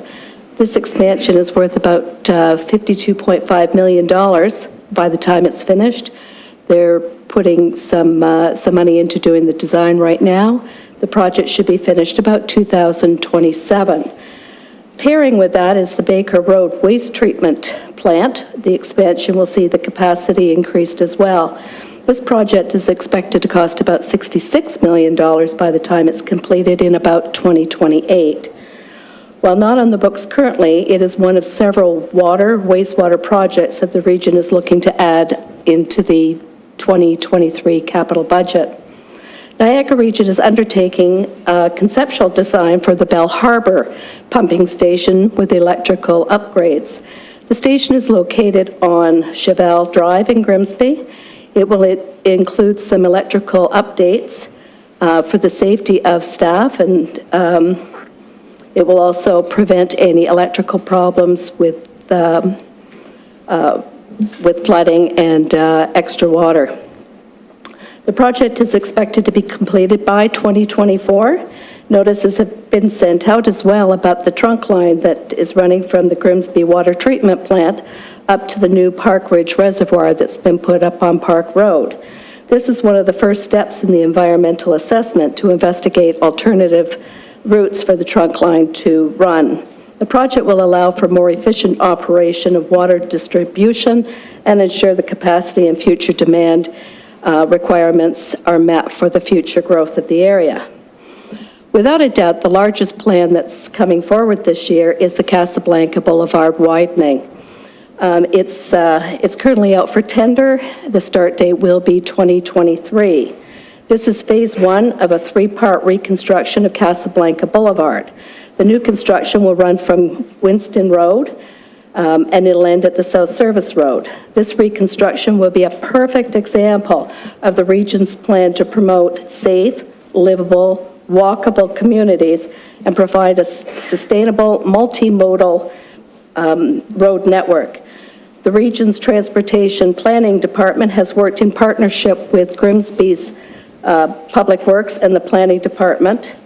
It's a well-planned piece of construction that will see a safe pedestrian passageway, dedicated bicycle lanes. I'm sure that once it has finished its tendering process that your Director of Public Works will begin to share with you all the details. There will be reminders to residents as well that during the construction there will be an interruption of traffic flows and routes during the construction period. There is another section that will be done. They're looking at doing the area around Livingston. There'll be an extension to the Livingston Road. It'll be part of phase two of the Casablanca reconstruction. And to answer your question, no, it will not go as far as the woodlot. There are other projects being considered for 2023 in their capital budget. These include rehabbing Regional Road 81, which is, of course, Main Street, from the high school down to Orchard Parkway. It will also be multimodal, so it'll give you your bicycle lanes, your safe walking lanes, your turning lanes. It will include both the high school as well as the hospital. This project won't start until after the completion of the high school. And lastly, there is a project for work on Mountain Street. The retaining wall needs a little bit of reconstruction. Okay, thank you. All right, thank you for your presentation, Councillor Seaborn.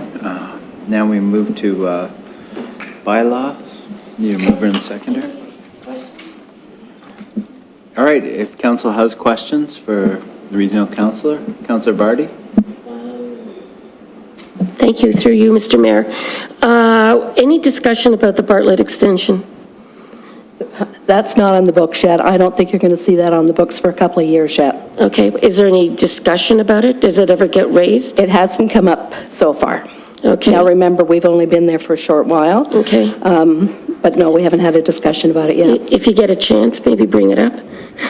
Yeah, it'll be an issue to bring up. The other thing is with the new... Just a point of clarification. I believe there's an active environmental assessment that is going on for the Bartlett extension. Okay. I think that was established during last term of council, so it wouldn't have come up yet at Public Works. So okay, thank you. I believe it is ongoing.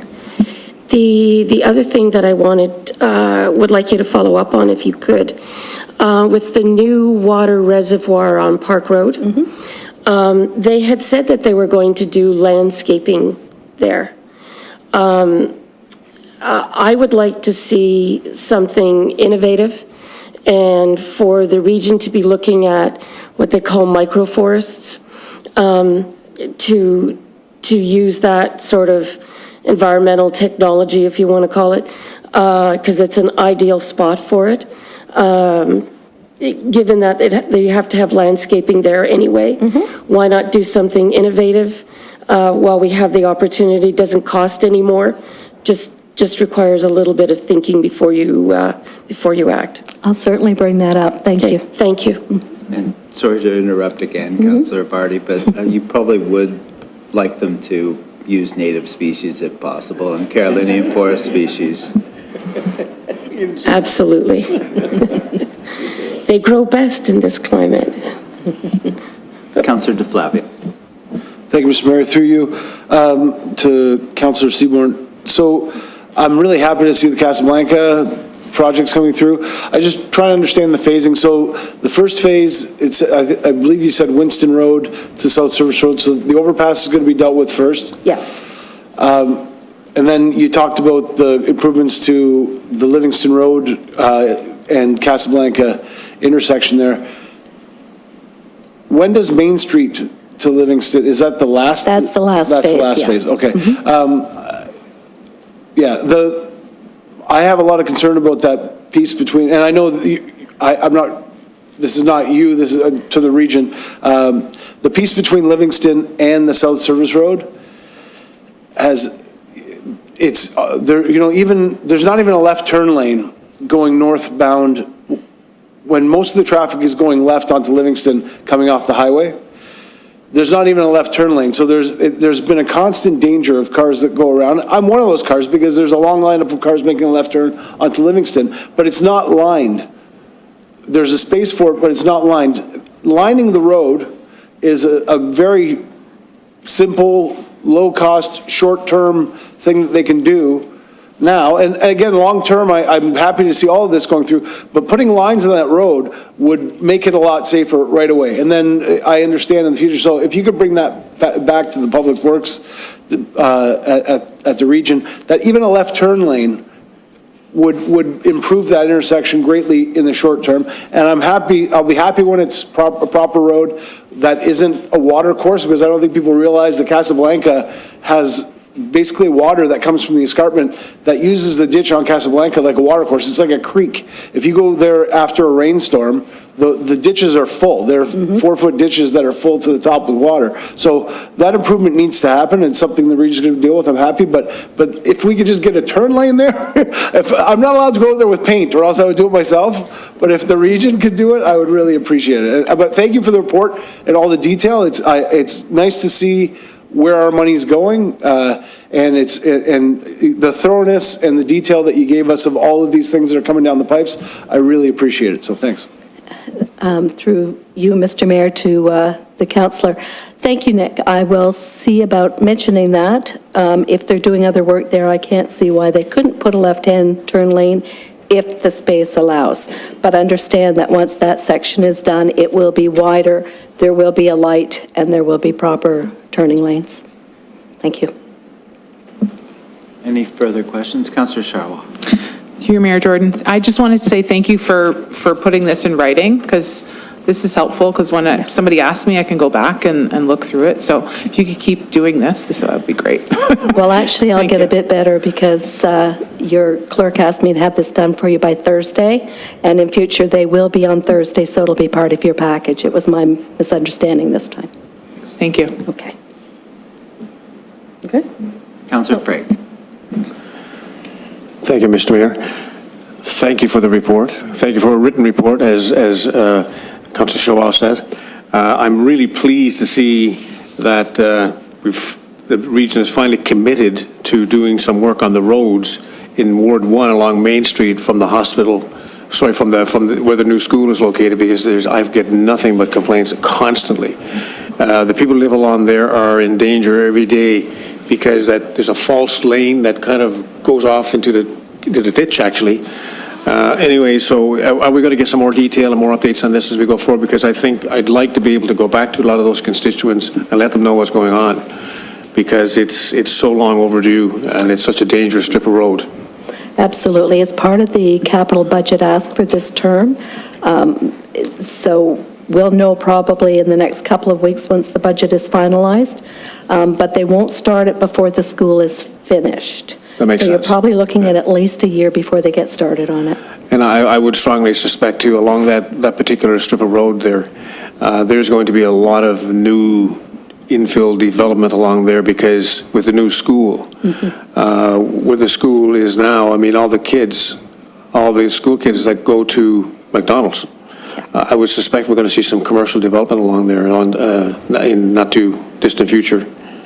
So anyways, thanks for the update, I appreciate it. You're very welcome. Councillor Bradzi. Through you, Mr. Mayor.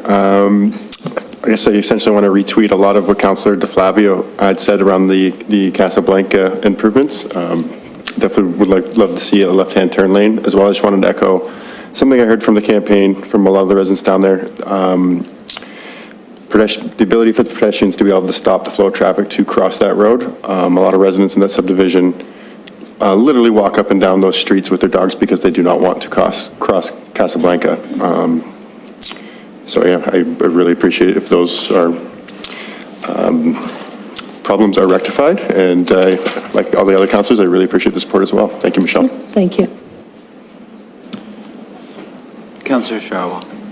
Through Mayor Jordan, thank you. Just one more question. With the greenhouse in Beamsville, have we had any conversations or what's going on there? I had the opportunity actually to speak to the mayor and the regional councillor for Beamsville. That particular facility is located in Beamsville, and Mayor Easton has said that she will look into it. She'll draft up a report and send it through for yourselves so that you have an idea of what Beamsville is doing about it. Okay? Thank you, Councillor Seaborn. Very good report. Great. All right, now we're moving to the bylaws. Moved by Councillor Frake, second by Councillor Vardy. Resolved that leave be given to introduce bylaws 23-04 and 23-05, and that same be read a first time. All in favor? That's carried. Moved by Councillor DeFlavio, second by Councillor DeVoli. Resolved that leave be given to introduce bylaws 23-04 and 23-05, read a first time, now be read a second and third time, and finally passed, and the mayor and town clerk do sign and seal the same, and rule council to the contrary notwithstanding. All in favor? That's carried.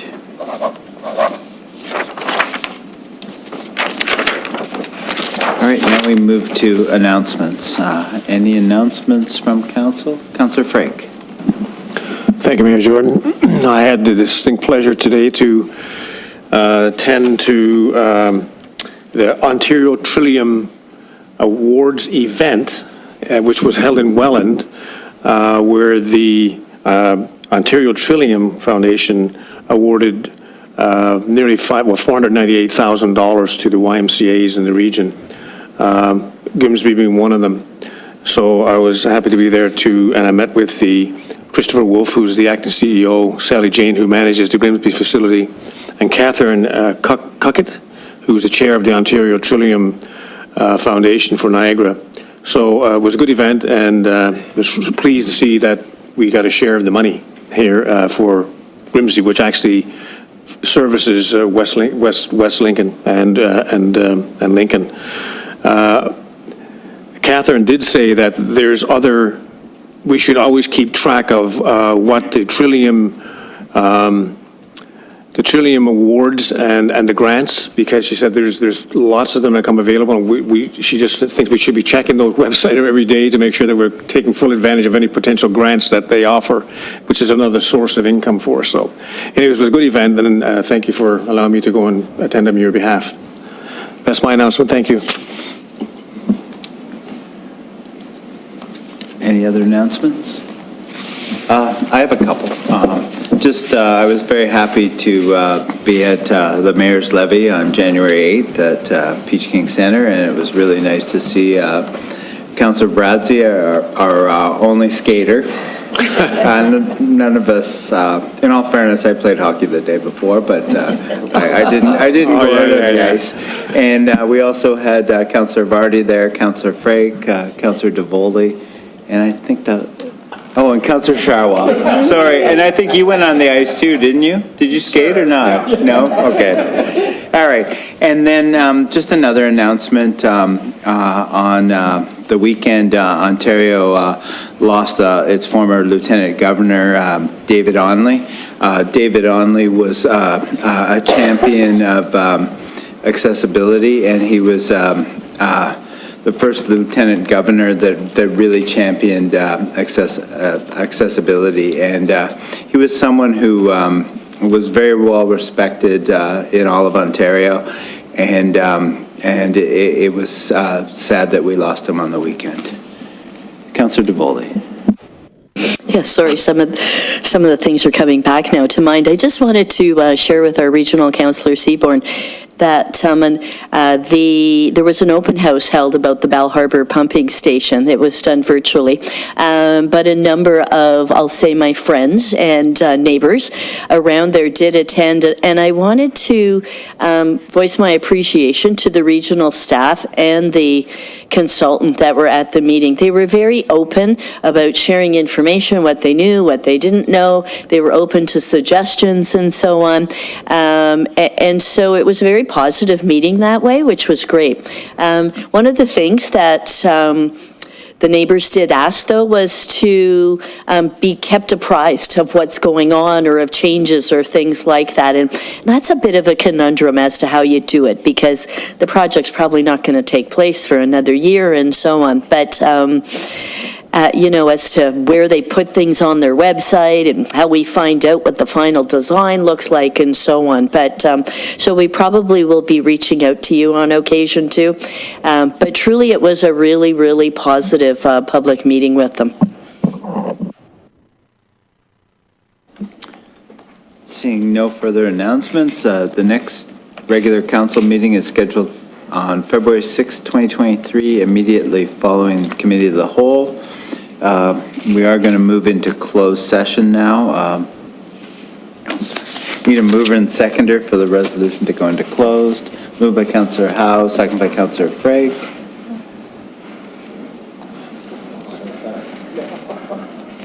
Moved by Councillor Howe, second by Councillor Frake. Resolved that council meet in closed session under Section 2392F of the Municipal Act, where a closed meeting is held if the subject matter being considered is advice that is subject to solicitor-client privilege, including communications necessary for that purpose. 37 Bartlett Appeal, 13 Mountain, 19 Elm Appeal. All in favor to go into closed? That's carried.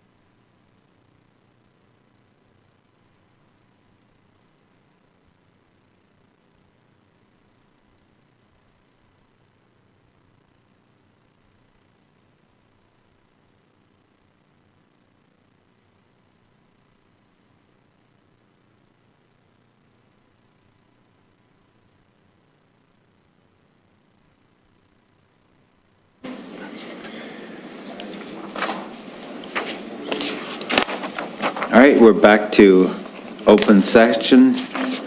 Now we need a mover and seconder for direction from closed for 37 Bartlett.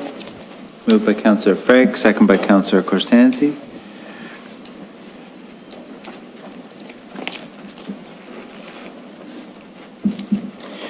Moved by Councillor Frank, second by Councillor Correspondence. Resolved that the direction provided in closed session with regards to 37 Bartlett appeal be approved. All in favor? That's carried. Need a mover and seconder for the direction for 13 Mountain, 19 Elm. Councillor Frank, Councillor Vardy. Moved by Councillor Frank, second by Councillor Vardy. Resolved that the direction provided in closed session with regards to 13 Mountain, 19 Elm appeal be approved. All in favor? That's carried. All right. Need a mover and seconder for first reading of the confirming bylaw. Moved by Councillor Sharwa, second by Councillor DeFlavio. Moved by Councillor Sharwa, second by Councillor DeFlavio. Resolved that leave be given to introduce bylaw 23-06 and that same be read a first time. All in favor? That's carried. Second and third reading. Need a mover and seconder. Councillor Frank, Councillor Davoli.